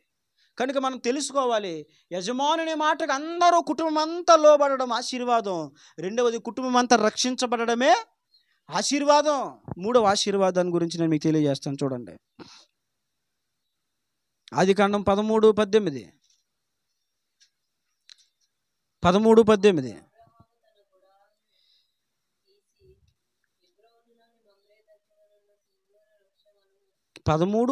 అండి. 13:8 సారీ. కాబట్టి అబ్రాము, మనము బంధువులము గనక నాకు నీకును నా పశువుల కాపర్లకు నీ పశువుల కాపర్లకును కలహం ఉండకూడదు. చాలు. అబ్రహాము కుమారుడైనట్టు, అబ్రహాము తమ్ముడు కొడుకైన లోతు వేరే ప్రాంతానికి వెళ్ళిపోయాడు. వెళ్ళిపోక ముందు జరిగిన సందర్భం ఇది. ఏంటది? అబ్రహాము పశువుల కాపర్లకు, అబ్రహాము తమ్ముడు కుమారుడైన లోతు పశువుల కాపర్లకు గొడవైంది. అప్పుడు అబ్రహాం ఏమో తెలుసా, నీవు నేను బంధువులము, ఒక కుటుంబ సభ్యులు మనం, నీకు నాకు ఏముండకూడదు.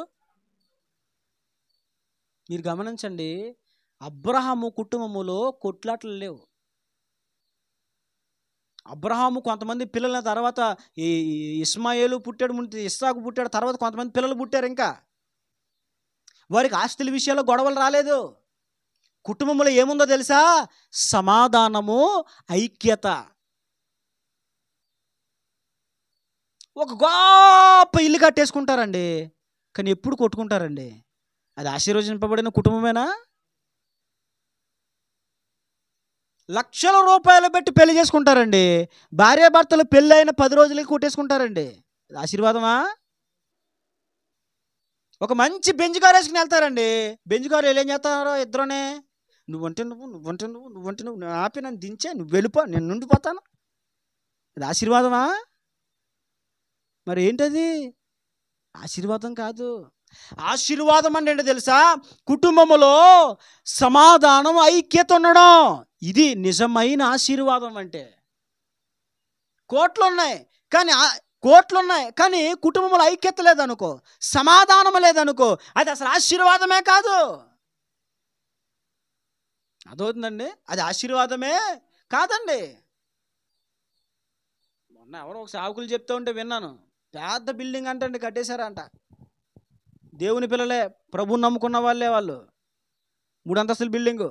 మీటింగ్స్ పాస్టర్ గారు వస్తే వాళ్ళ ఇంట్లో పెట్టారంట, పై స్టేర్లో పెట్టారంట. అయ్యగారు మీరు ఎక్కడ ఉండండి, మంచి ఇల్లు, మంచి పిల్లలు, చాలా బాగుంది ఇల్లు, మీరు ఉండండి, మీకు టైంకి టిఫిన్ వచ్చేది, టైంకి భోజనం వచ్చేది, టైంకి నైట్ భోజనం వచ్చేస్తుంది, మీరు ఎక్కడ ఉండడం, చక్కగా అన్నీ చూసుకోవడం, ఇక అన్నీ మీకు అన్నీ ఇక్కడ ఉంటాయి, మీరు స్నానం చేయడం, చక్కగా మీరు ప్రార్థన చేసుకోవడం అంతే అన్నారంట. అబ్బాలే ఉంది, ఎంత మంచి ఫ్యామిలీ. ఈయన ఉన్నాడంట, ఈయన ఉన్న 3 రోజులు కూడా ఇల్లు చాలా నిశ్శబ్దంగా ఉందంటండి. ఎలా ఉంది? ఈయన అనుకున్నాడంట, అబ్బాయి ఎంత మంచి కుటుంబము, ఎంత సైలెంట్గా ఉన్నారు, అసలు ఒక మాట లేదు. కొన్ని కుటుంబాలు అయితే కిటికీల్లో నుంచి, తలుపులో నుంచి రంకిలు వినబడతాయి. ఏయ్ అంటది, ఏమి ఆడే వసే అంటాడు. ఈ గోళ్ళు వినబడతాయి, రగడ, ఇక్కడ అది ఏమీ లేదు, ప్రశాంతంగా ఉన్నారు అని ఈయన అనుకున్నారంట. ఆ తర్వాత వచ్చి ముందు ప్రార్థన చేద్దాం, రెండవ ప్రార్థన చేస్తానంటే ఏడడం మొదలెట్టాడంట ఇంటికి యజమానుడు. ప్రార్థన చేసి ముందు ఆయన అన్నాడంట, చాలా మంచిగా ఉన్నారు మీరు, నిజంగా ఎంత ఐక్యతగా ఉన్నారు, చాలా ప్రశాంతం, అసలు ఉన్నామా లేదా అన్నట్టుగా ఉన్నారు ఇంట్లో మీరు, ఎంత మంచి కుటుంబాన్ని. పాస్టర్ పాప తెలియదు కదండి పాస్టర్ గారికి, ఈయన అమాయకుడు ఈయన. అంటే ఈయన ఏడడం మొదలెట్టాడంట.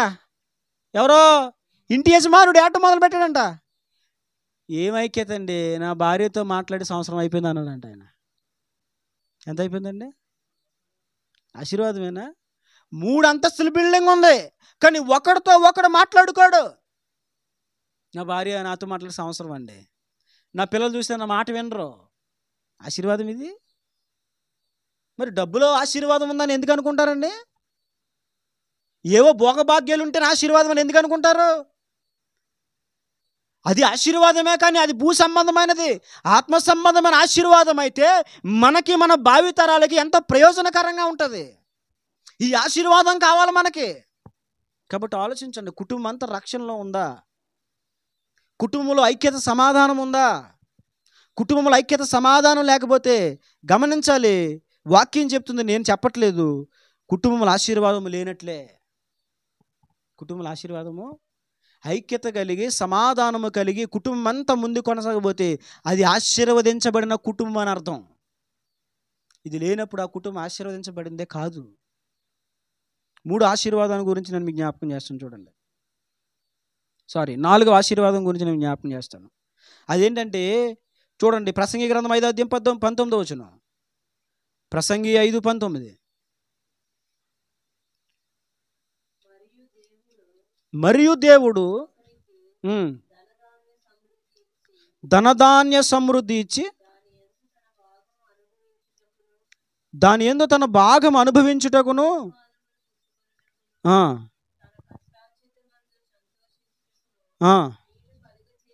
వీలు కలుగజేసిన ఎడల అతనికి ఆ స్థితి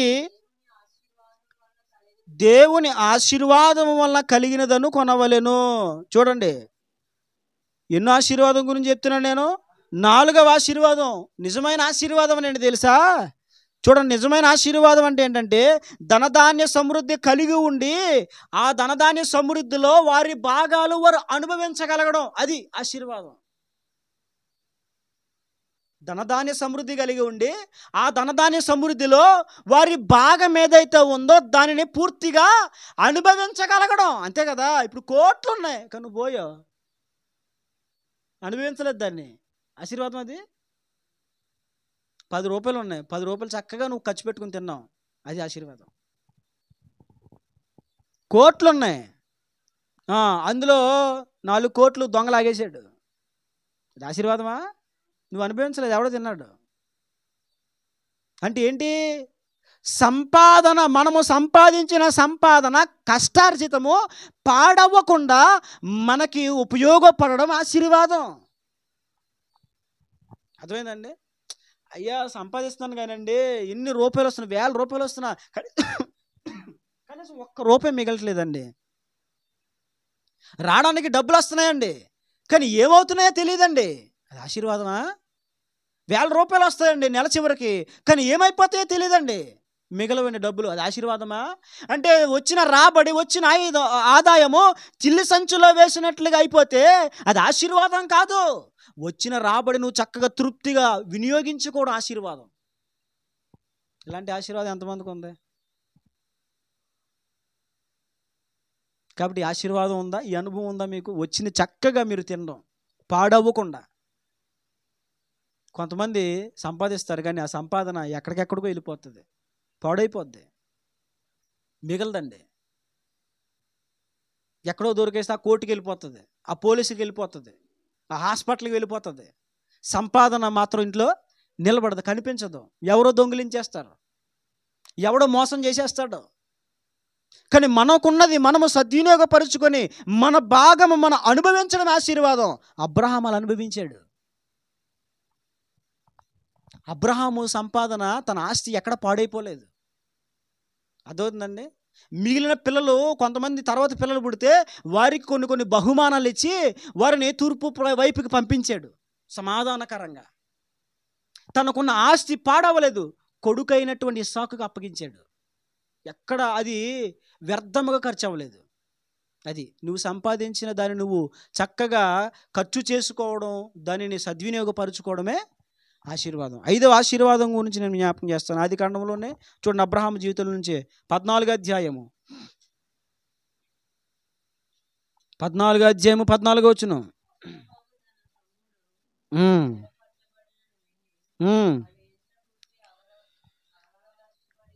తన ఇంట పుట్టి అలవరచబడిన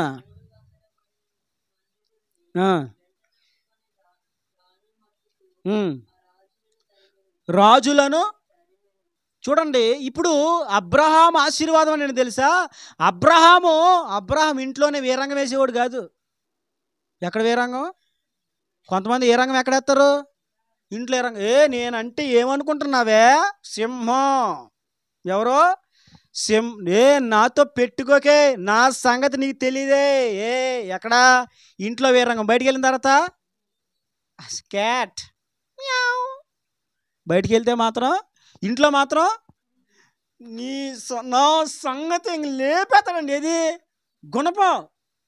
గుణపం లేపేసి ఇంటి మధ్యలో దిగేసేస్తాడు, ఇలాగ టైల్స్ మధ్యలో. ఏమనుకుంటున్నావో అని చూస్తే బాబు ఈ టైంలో కాలనీ వాళ్ళు వస్తే మొత్తం కొట్టేస్తాడేమో, పొడిచేస్తాడేమో అనుకుంటాం మనం. ఎవడన్నా ఇంటి పక్కన వాడు వచ్చారా? ఏంటంటే ఏం కాదులే వెళ్ళు. ఏం లేదా? ఏం లేదు వెళ్ళిపో, ఏం కాదులే వెళ్ళిపోయారు. ఇంట్లో మాత్రం తలుపులన్నీ వేసాడా, ఏ రంగం వేసేస్తాడా ఇంట్లో. మామూలుగా ఉండదే. కానీ నేను చెప్పలేను, దాన్ని ఎక్స్ప్లెయిన్ చేయలేను, నేను నాకు రాదు కూడా. అర్థమవుతుందా? నేనంటే ఏమనుకున్నా తెలుసా నీకు? నా సంగతి నీకు తెలియక ఎలాగున్నావే నువ్వు? నా సంగతి తెలిస్తే అబ్రహాం ఇంట్లో ఏ రంగం వేసేవాడు కాదు. బయట వస్తున్న శత్రువుని సంహరించి శత్రువుని జయించి వచ్చేవాడు. మన వాళ్ళు ఎక్కడ ఏ రంగం? ఇంట్లో ఏ రంగం? బయటికి వెళ్తే మాత్రం అంటే ఏంటి తెలుసా? నిజమైన ఆశీర్వాదం అంటే ఏంటి తెలుసా? ఇంట్లో నేను టాపు, నేను మరి అది, నేను అప్పుడు ఇలాగా నీకు తెలియదు నా సంగతే. నా టాలెంట్, నా కెపాసిటీ, నేను ఇలాగ అక్కడ కాదు. నీ కెపాసిటీ ఎక్కడ తేల్చుకోవాలనుకుంటున్నావు? సైతానుడి ముందు తేల్చుకోవాలి. ఎక్కడ తేల్చుకోవాలి? సైతానుగాడి ముందు తేల్చుకోవాలి నీ కెపాసిటీ ఎంతో. అబ్రహాం ఎక్కడికి వెళ్ళి వచ్చాడు? తన తమ్ముని కుమారుని చెరపట్టేస్తే చెరపట్టిన 5 రాజులను తరిమి కొట్టి వారు దోచుకున్న లోతు ఆస్తిని తిరిగి తీసుకొచ్చి వారిని అపజయముల పాలు చేసినవాడు. అంటే శత్రువుని అపజయమునకు గురి చేసినవాడు అబ్రహాము. నిజమైన ఆశీర్వాదం అంటే ఏంటి తెలుసా? నీ శత్రువు పైన నువ్వు జయం పొందడమే నిజమైన ఆశీర్వాదం. శత్రువు పైన జయం పొందడమే నిజమైన ఆశీర్వాదం.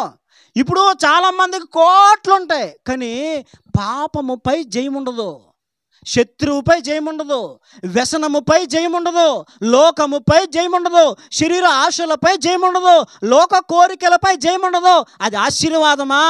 కాదు, అది ఆశీర్వాదం కాదు. ఏది ఆశీర్వాదం? నువ్వు శత్రువుని జయించగలిగిన స్థితిలో ఉంటే అది నిజమైన ఆశీర్వాదం. అది అబ్రహాము కలిగి ఉన్నాడు. శత్రువుని జయించగలిగినదే నిజమైన ఆశీర్వాదం. నాకు కోట్లు ఉన్నాయండి అంటాడు, కానీ ఈ రోజుకి మందు మాత్రం మాండవు. మేము పెద్ద బిజినెస్ మ్యాన్లమండి, మేము సేట్ అండి, హాట్ అండి. హీట్ ఏం కాదా? నోటేం కాదా? కానీ ఈ రోజుకి వ్యామోహపు చూపుల మీద జయం ఉండదు. మేము అదండి చాలా మంచోళ్ళమండి అని అంటారు. సీరొత్తే మాత్రం బూతుల ప్రవాహం వచ్చేస్తుంది. ఆశీర్వాదం అది? అంటే శత్రువు పైన జయము పొందడమే నిజమైన. ఇంకా మనం ఒక్క అడుగు ముందుకేసి ఆలోచిస్తే మన దేహములోనే శత్రువు ఉన్నాడు. అంటే ఎలాగో తెలుసా? నీ పైన ఏలుబడి చేసే పాపమే నీ శత్రువు.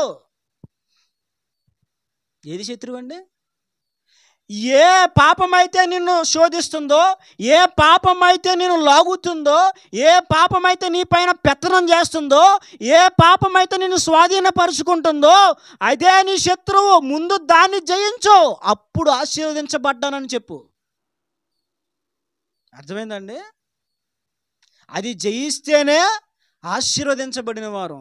అబ్రహాం అన్ని విషయాలు ఆశీర్వదించబడ్డాడంటే ఏంటి? అతడు శత్రువుని జయించాడు. జయించారా శత్రువుని? చెప్పండి. శత్రువుని జయించారా? కోపాన్ని జయించారా? ద్వేషాన్ని జయించారా? కుళ్ళును జయించారా?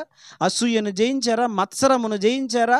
శరీరములో ఉన్న పాప కార్యములు, లోక కార్యములు, శరీర ఇచ్చలు, కామెచ్చలు, వీటిని జయించారా? ఇవన్నీ జయించగలగడమే నిజమైన ఆశీర్వాదం. కొంతమంది పెద్ద తెల్ల బట్టలు వేసేసుకొని, మాకు వాళ్ళు తెలుసు, నాకు వీళ్ళు తెలుసు, నాకు డిఎస్పి తెలుసు, నాకు ఐపీఎస్ తెలుసు, ఐఏఎస్ తెలుసు, నాకు కానిస్టేబుల్ తెలుసు, వీడు తెలుసు, ఆడు తెలుసు, మందు మాత్రం మాండ. వాళ్ళందరూ తెలితే ప్రయోజనం ఏముంది? ముందు నీకు ఒక శత్రువు ఉన్నాడు. నీవు కలిగి ఉన్న వ్యసనమే, ఆ పాపమే నీ శత్రువు. దాన్ని జయించగలిగిన దినమునే నీవు ఆశీర్వదించబడ్డావని అర్థం. అబ్రహాం ఏం చేశాడండి? శత్రువుని జయించాడు. అది అందుకే బైబిల్లో రాయబడింది అతని కోసం.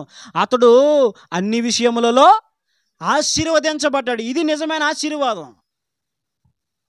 పాపం పైన జయము లేకుండా, లోకం పైన జయము లేకుండా, లోక ఆశల పైన జయము లేకుండా బ్రతికితే అది ఆశీర్వాదమా? ఆశల పైన జయం లేకపోతే అది ఆశీర్వాదమా? కొంతమంది కొట్టుగాడికి వెళ్ళారంటే ఆగరండి. మీరు కొట్టుకు తీసుకెళ్ళండి, మీకు భయం వేసేద్ది, వెనకాల కంగారు వచ్చేద్ది. మీ కంగారు మీరేదో పాపం మా మగోళ్ళు అమాయకులండి. మేము నిజం ఇది. మేము అమాయకులం. మీరు నమ్మిన నమ్మని సత్యం ఇది. మేము మగోళ్ళు అమాయకులం. మనం అమాయకులం అండి. మేము అమాయకులం. మేము ప్రేమ వచ్చినప్పుడు నడు నీకెందుకు. ఒకసారి నా భార్య అంది, విశాఖపట్నంలో ఉన్నప్పుడు, ఏమండి నన్ను డీమార్ట్ తీసుకెళ్ళరా అని అన్నది. మేము అమాయకులం కదా, నీకెందుకు డీమార్ట్గా, నీకోసం డీమార్టే కొనేస్తాను అన్నాను. అంటే అమాయకులం కదా, అంటే అంత ప్రేమ అనమాట. డీమార్ట్లో సరుకులు కాదు, నీకు డీమార్ట్ కొంటున్నాడు, డీమార్ట్ కొనేస్తున్నాడు. మేము అంత అమాయకులం. మేము అదవుతుందండి. వీళ్ళని కొట్టుగాడు తీసుకెళ్ళి ఏం కొంటావంటే, నాకు నూనె ప్యాకెటు, పప్పు ప్యాకెటు, పందర ప్యాకెట్ అంతే, నాకు ఇంకేమొద్దు అని అంటారు. సరే అని తీసుకెళ్తే వీళ్ళ వెనకాల వెళ్ళినందుకు ఒక బాటిల్లో మజ్జిగ, ఒక ప్లాస్కోలో బూస్ట్ కలిపిన పాలు, ఇంకొక బాటిల్లో గ్లూకోజ్ వాటరు, క్యారేజ్ భోజనం వేసుకొని ఇంక ఇలా వెనకాల ఎండ తీసుకుంటాను, తీసుకో తీసుకో తీసుకో తీసుకో, మజ్జిగ ప్యాకెట్ ఏది, ఇంక ఇలా వెనకాల ఏం చేయడమే మనం. అది ఎందుకనే అది కావాలి ఇది. ఇక అక్కడికి వెళ్ళారనుకోండి కుక్క తోకకు దురదొత్తి తిరుగుతుంది కదా. ఇలాగా కుక్క తోకకు దురదొచ్చినప్పుడు చూసారు మీరు ఎప్పుడైనా? దానికేమో తోక అందదు, ఇదేమో దానికోసం ఎందుకు తిరుగుతుంది ఇలాగది? దేనికోసం తిరుగుతుంది? దురదొత్తి గోక్కుంటాకే అది ఇలా తిరుగుతుంటుంది. నువ్వు తీసుకెళ్ళావా ఇంకా వాళ్ళు కనబడిన దానికి వెళ్ళి తిరిగేస్తూ ఉంటారు. ఇక మనుషులు వస్తున్నారో ఎవరు గుద్దేస్తున్నారో కూడా లేదు, ఇంకా గుద్దుకుంటా నాకు అది కావాలి అని ఇలా అడిపోతారు. ఇక్కడేమో చిన్నపిల్లడు ఉంటాడు. అదో దీన్ని ఏంటిది ఏమంటారు? ఇది దాన్ని జయించలేకపోతే ఆశీర్వదించబడినట్లా?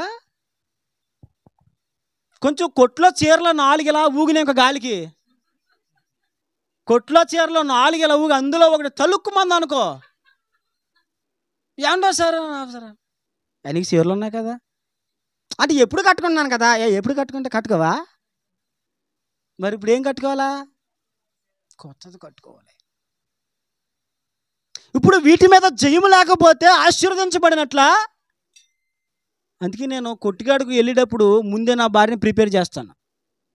నాన్న మనం దేనికి వెళ్ళామో అది కొనుక్కొని నీ కన్ను తిన్నగా చూడాలి. ఇక అటు ఇటు మేము ఉత్సాహంలో ఉద్యోగాలు నీకెందుకన్నాడు, ఏం కనుక అంట. మేము వెళ్ళిపోయిన తర్వాత 1000 రూపాయలు 2000 బిల్లు వెళ్ళిపోతూ ఉంటుంది, 3000 4000 ఈలోపు నీకెందుకు అన్న మేము పర్సలు తీసుకుని ఊరు నా డబ్బులు ఎంత ఉన్నారు బాబు ఎత్తుకోవాలి. ఇప్పుడు మేము ఎందుకని దాని మీద నిగ్రహం లేదు. ఆశ మీద నిగ్రహం ఉండాలి, కంట్రోలింగ్ ఉండాలి. ఏది కావాలి అది తీసుకుని వెళ్ళిపోవాలి నేను, అంతే. అర్థమవుతుందా? ఇంకో చీర ఎందుకు? మే నెలలో పెళ్ళి ఉంది కదా, మే నెలలో అప్పుడు పెళ్ళి కోసం ఇప్పుడు ఆలోచించేస్తున్నావా? ఇప్పుడు అసలు కరెంటు బిల్లు కట్టడానికి డబ్బులు లేవు ఇంట్లో. మే నెల పెళ్ళి కోసం ఇప్పుడు నువ్వు చీర కొనేసుకుని ఇంటికి తీసుకుని ఎంత బాగుంది చీర. ఈయన గారేమో పక్కన కూర్చుని కరెంటు బిల్లు కట్టలేదే, అయ్యి డబ్బులు లేవు, నువ్వేమో చీర తెచ్చుకుని ఇంట్లో పెట్టుకుని ఎంత బాగుందో చీర.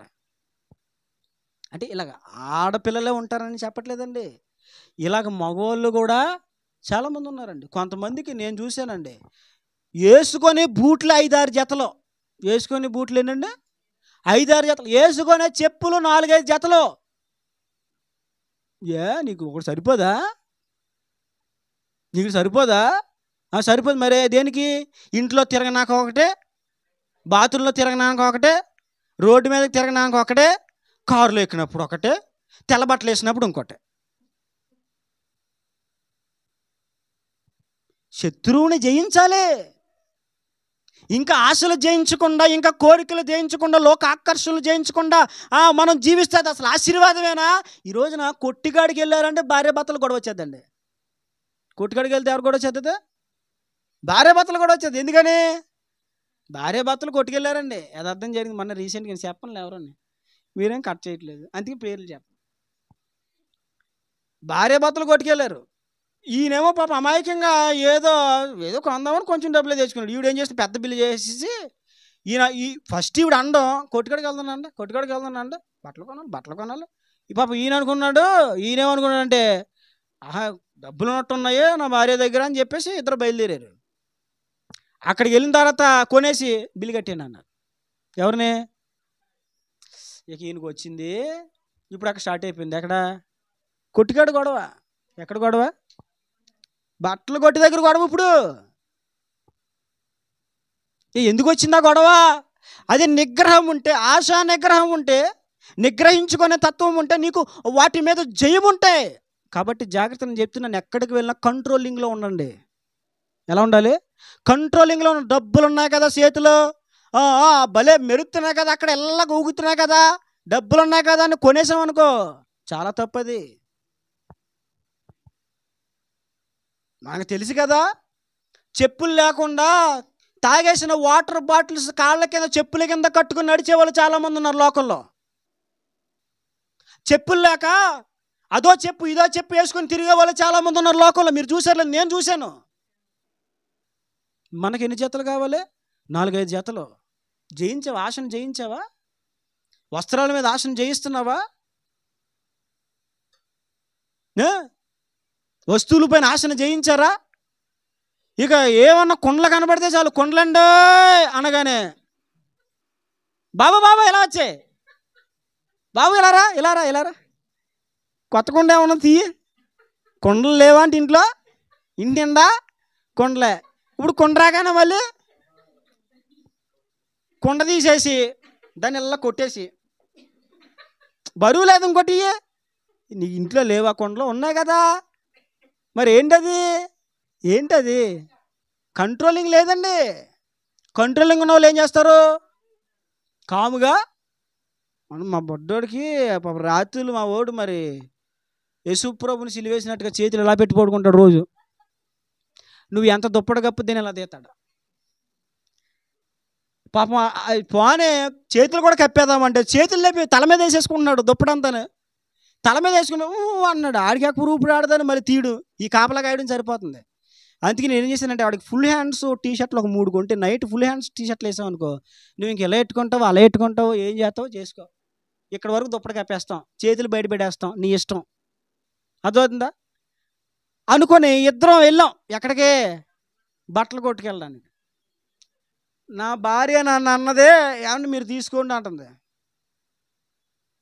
మీకు టీషర్ట్లు లేవుగా తీసుకోండి అని అంటుంది. ఒకటి తీసుకున్నాను, నిజంగా లేవు, ఇంటి దగ్గర వేసుకున్నాయి, కలర్స్ లేవండి. రంగు టీషర్ట్లు ఇంటి దగ్గర ఇప్పుడు మామూలుగా తెలిపే ఇంటి దగ్గర వేసుకున్నాం అనుకో, ఏదోటి పడిపోతే మరకలో పోతాయి. వాడు తీసుకుని ఇంకా తీసుకున్నా అంటుంది. నేను అన్నాను వద్దు. ఏమన్నాను? చాలు, ఒకటి చాలు. ఇంక వెంటనే నడిచే, మనకు కావాల్సింది తీసుకున్నావా అంతే, పికప్ నడిచే వెళ్ళిపోదాం. ఇక మళ్ళీ అక్కడ ఆగి మళ్ళీ చూసి, ఇది బాగా అది బాగుందా, అది బాగాలేదు ఇది బాగుంది, ఇవన్నీ మార్చుకుంటే టైం వేస్ట్. నిగ్రహం ఉండాలండి, నిగ్రహం ఉండాలి. కొంతమందికి ఇది ఉండదు. కన్నబడితే ఇక వెళ్ళిపోయే తిరిగాడు ఇక అదే కొనేసుకోవాలి. ఉన్నా కొనేసుకోవాలి. జాగ్రత్త. అబ్రహాము శత్రువుని జయించిన వాడు. ఈరోజు నీ శత్రువు ఏంటో తెలుసా? నీలో ఉన్న బలహీనతలే నీకు శత్రువు. వాటిని ఏం చేయగలగాలి? జయించగలగాలి. జయించిన దినమున నీవు నిజముగా ఆశీర్వదించబడిన వాడివి. అంటే పాపమును, లోకమును, ఆశలను జయించడమే చెప్పాలి. ఏంటది? ఆశీర్వాదం. దేవునికి మహిమ కలుగును గాక. అవి మనము జయించలేని సమయాన్న మనం ఆశీర్వదించబడ్డామని అనుకోవడం మన అజ్ఞానం అది. కాబట్టి ఆలోచించండి, అట్టి ఆశీర్వాదపు అనుభవంలోనికి మీరు వచ్చారో లేదో. అంతేకాదు ఇంకొక ఆశీర్వాదం, ఇదే వాక్యం ఇంకొక ఆశీర్వాదాన్ని జ్ఞాపకం చేస్తాను. ఇప్పుడు ఆ తమ్ముని కుమారుడు చెరపట్టబడ్డాడు అని తెలియగానే ధైర్యంగా వెళ్ళాడు. ఎక్కడికి? రే నడండి. అంతేగాని రే మనకి విజయం వస్తుందంటావా, ఏమైపోద్దంటావు భయపడ్డా? భయము లేకుండా జీవితాన్ని కొనసాగించిన వాడు ఎవరు? అంతే కదా. భయము లేకుండా బ్రతుకు బండిని ముందుకు నడుపుకోవడమే కదా ఆశీర్వాదం. ఈ రోజున చాలామందికి మరణం అంటే భయం. ఏం భయం? మరణ భయం ఉంటే అది నిజంగా ఆశీర్వాదమేనా? కాదు. మరి ఏం చేయాలి? మరణానికి భయపడకుండా ముందుకు నడవగలగాలి. ఇది నిజమైన ఆశీర్వాదం అంటే. మరణానికి ఏం చేయకూడదండి? భయపడకూడదు. భయపడుతున్నాము అంటే అది ఆశీర్వాదం కాదు. చూడండి, ఈరోజు చాలామంది కోట్లు ఉన్నాయి, కానీ చావు అంటే ఎంత భయమో. ఎప్పుడు ప్రాణం పోద్దో మరణ భయము. అంతేకాదు రోగ భయము. ఏ భయం అండి? రోగానికి భయము. భయపడకూడదు. రోగానికి మనం భయపడటం ఏంటి? మన అవయవములను నిర్మాణము చేసింది దేవుని హస్తము. భక్తుడు ఎంత స్పష్టంగా చెప్పాడు, నీ హస్తములే కదా నాకు అవయవ నిర్మాణములు చేసినవి. ఒకడు జున్ను పేరబెట్టినట్లుగా నీవు నన్ను పేరబెట్టి, ఒకడు పాలు పోసినట్లుగా నీవు నన్ను పోసావు. ఎముకలతోనూ మాంసములతోనూ నీవు నన్ను సంధించావని మాట్లాడాడు. నీవు నన్ను కలుగజేసిన విధము చూడగా నాకు భయం ఆశ్చర్యము కలుగుచున్నది, అందును బట్టి నేను నీకు కృతజ్ఞతాస్తుతులు చెల్లిస్తున్నానని మాట్లాడాడు భక్తుడు. మన దేహం ఎవరు చేశారు? దేవుడు చేశాడండి. అంటే ఇప్పుడు ఫోన్ పోయిందనుకో, ఫోన్ పోతే మనకు భయం, దాన్ని చేసినట్టు భయమా? ఎందుకు ఉండదు వాడికి భయం? ఎందుకు ఉండదు భయం? ఆడికి తెలిసి ఎలా బాగు చేయలేదని. అవునా కదా? ఆడికి తెలుసు దాన్ని ఎలా బాగు చేయాలో. ఏ సిస్టమ్ పోయిందా, ఆ మదర్ బోర్డు పోయిందా, పాత్ర బోర్డు పోయిందా, ఇంకేంటి ఏముంటాయండి అందులోనే, ఐసీ పోయిందా, సీసీ పోయిందా, ఏం పోయినాయో అతనికి. మనమేమో బాబుగారండి ఫోన్ పోయిందండి అంటే, పోయిందా సరే చూస్తాను అంటాడు. ఎందుకని? తెలుసు కదా. తయారు చేసిన వాడికి భయం ఉండదు. కొనుక్కున్నా మనం ఏమవుతాం? మనల్ని తయారు చేసింది ఎవరు? ఎవరు తయారు చేశారు మనల్ని? దేవుడు తయారు చేశాడు. దేవుడు తయారు చేశాడు. మరి తయారు చేసిన దేవుడు మనతో ఉన్నాడు. ఇక మనకు భయం ఏంటి? మనకు భయం ఏంటి? ఆ రోగాన్ని ఎప్పుడు రూపుమాపాలో, దాన్ని ఎలా అణచాలో, దాన్ని ఎలా తొలగించాలో, దాన్ని ఎలా కంట్రోల్లో పెట్టాలో ఆయనకి తెలుసా. ఇక భయపడాల్సిన అవసరం ఏమి లేదు మనకి. అలాంటి భయముతో ఉంటే ఆశీర్వాదం కాదు. అది ఆశీర్వాదం కాదు. మరణమైన భయపడకుండా ముందుకి వెళ్ళడమే ఆశీర్వాదము. ఎందరికీ తెలుసు ఏసన్న గారు మీ అందరికీ తెలుసు. మనం పాటలో చాలా పాడుకుంటాం. నేను దాకా ఫస్ట్ పాడిన పాట కూడా ఆయిందే. ఇంతగా నన్ను ప్రేమించినది నీ రూపము నాలో రూపించుటక, ఒక మంచి పాట అది. ఏసన్న గారికి ఆ చివరి దశలో భయంకరమైన బలహీనత వచ్చింది. ఆయన ప్రాబ్లం ఏంటో నాకైతే స్పష్టంగా తెలియదండి. తెలియని దానికోసం మాట్లాడడం మంచిది కాదు, కానీ ఆయనకి మాత్రం భయంకరమైన బలహీనత. ఎంత బలహీనత అంటే, కొంచెం కలర్ ఉండే వ్యక్తి ఆయన, కానీ చివరికి ఆ బలహీనతను బట్టి నల్లగా అయిపోయాడు ఆయన. మొత్తం ఒళ్ళంతా కూడా ఆరిపోయింది.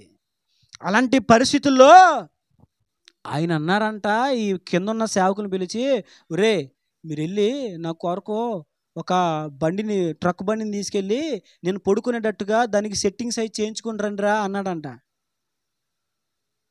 ఏంటి ఈయన ఇలాగ అడుగుతున్నారు, దేనికోసమని? ఏమైందన్నా, దేనికోసమన్నా అంటే, ఒరే అలా కట్టించి నేను పడుకుంటాను, దాని మీద బెడ్ కింద కట్టించండి, ఆ బెడ్ మీద పడుకుంటాను. నా నోటికాడికి మైక్ వచ్చేలాగా ఇలా నోటికాడికి ఏలాడుతుంది ఒక మైకు, అలా తీసుకెళ్ళండి, 4 రోడ్డు మధ్యలో తీసుకెళ్ళండి, అక్కడ తీసుకెళ్ళి అక్కడ పెట్టండి రా వ్యాను, సువార్త చెప్తాను. ఏ పరిస్థితిలోనండి? అసలు అది విన్నప్పుడు నిజంగా నాకు చాలా సిగ్గు అనిపించింది. అంత రోగముతో బాధపడుతున్న వ్యక్తి ఏమంటున్నాడు?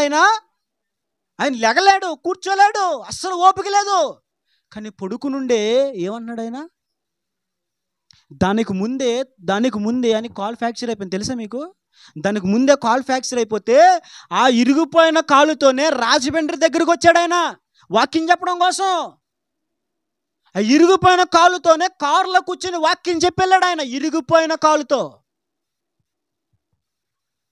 అంటే ఆయనకి ఏం లేదు, రోగం అంటే భయం లేదు. ఈ రోగము దేవుని నన్ను వేరు చేయలేదు. ఆయన నిజమైన ఆశీర్వాదాన్ని పొందుకున్న వ్యక్తి. మరణం అంటే భయము, రోగం అంటే భయము, భవిష్యత్ అంటే భయం చాలామందికి. రేపేమవుద్దో, ఫ్యూచర్ ఏంటో గమనించండి. దేవుడు ప్రేరేపిస్తున్న మాట నేను చెప్తున్నాను. ఫ్యూచర్ను గూర్చిన చింత మనకొద్దు. ఫ్యూచర్ను గురించిన చింత మనకొద్దు. ఇన్నాళ్ళు నడిపించిన దేవుడు ఇక ముందుకు కూడా నడిపించుటకు సమర్థుడు. ఇన్నాళ్ళు బ్రతికించిన దేవుడు ఇక ముందుకు కూడా బ్రతికించుటకు సమర్థుడు. ఇంతవరకు పోషించిన దేవుడు ఇక ముందుకు కూడా పోషించుటకు సమర్థుడు. ఇంతకాలము నిలబెట్టి నడిపించిన దేవుడు ఇక మీదట కూడా నేను నడిపించుటకు సమర్థుడు. మర్చిపోద్ది మాట. రేపు ఏమవుద్దో, రేపు సంగతి నీకెందుకు? రేపు ఏం చేయాలో, రేపు నేను ఎలా నడిపించాలో ఆయనకి తెలుసు బాగా. నీకు తెలియకపోవచ్చు.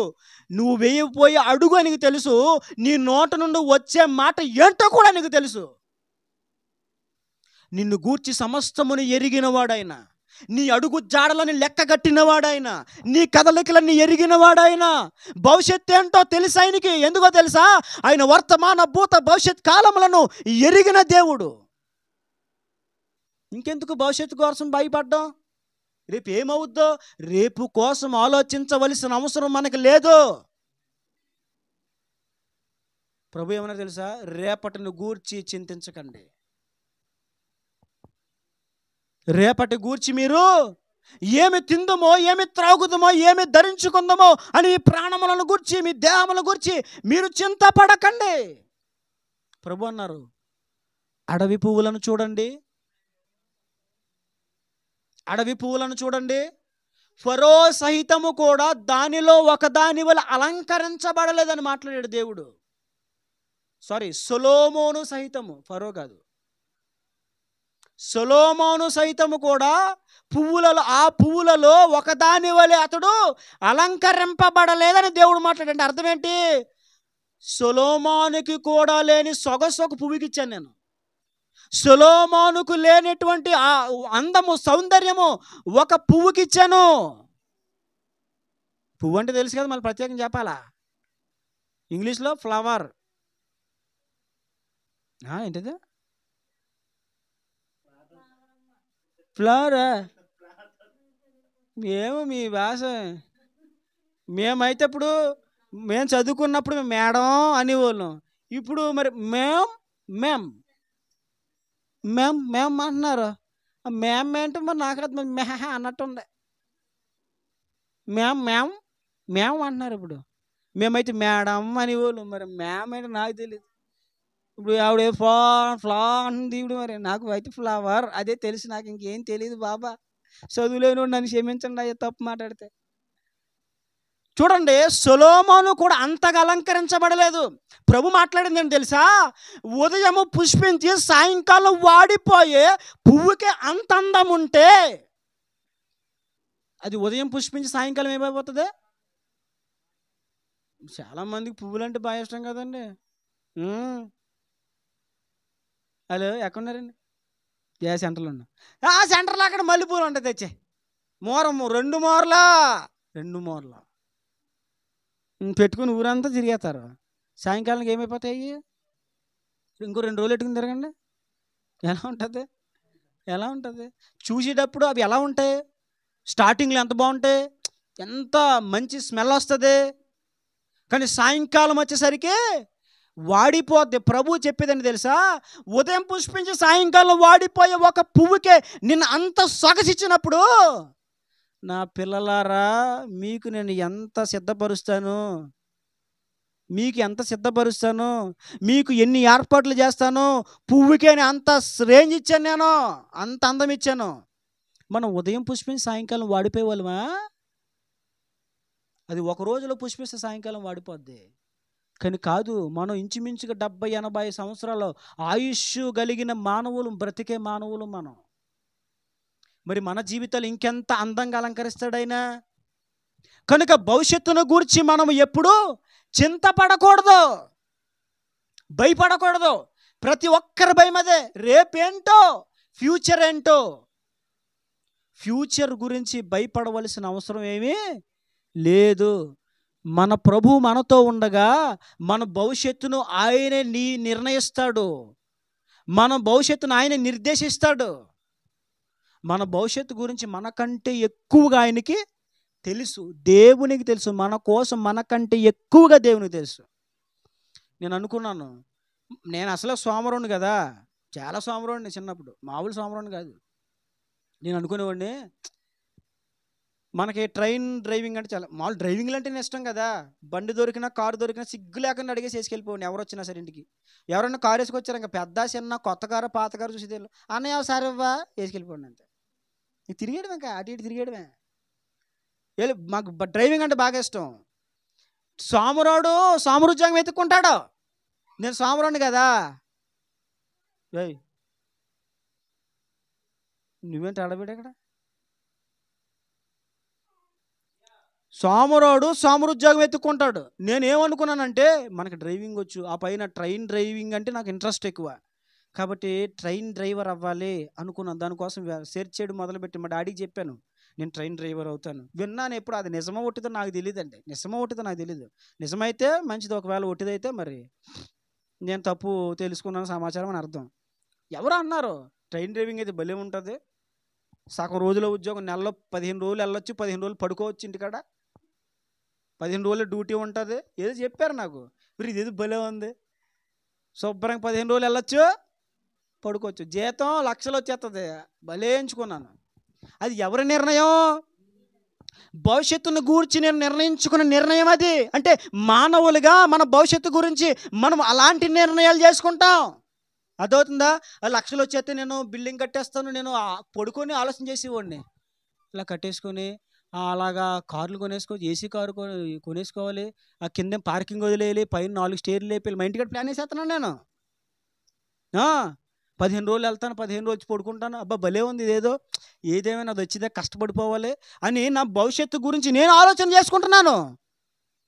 కానీ నేను అనుకున్నాను, ఇప్పుడు దేవుడు అప్పుడు నవ్వుకుని ఉంటాడు, రేపు పెచ్చోడా, మీరు అంతకైనా శ్రేష్టమైనది ఇవ్వాలనుకో, నువ్వేంట్రా ఇల్లు తిప్పుకుంటానంటావా, పడుకుంటానంటావేంటి నువ్వు, మంచి పని ఇస్తాను నీకు అని దేవుడి యొక్క ఆలోచన అది. నా భవిష్యత్తు గురించి నేను చేసిన ఆలోచన మాత్రం అది.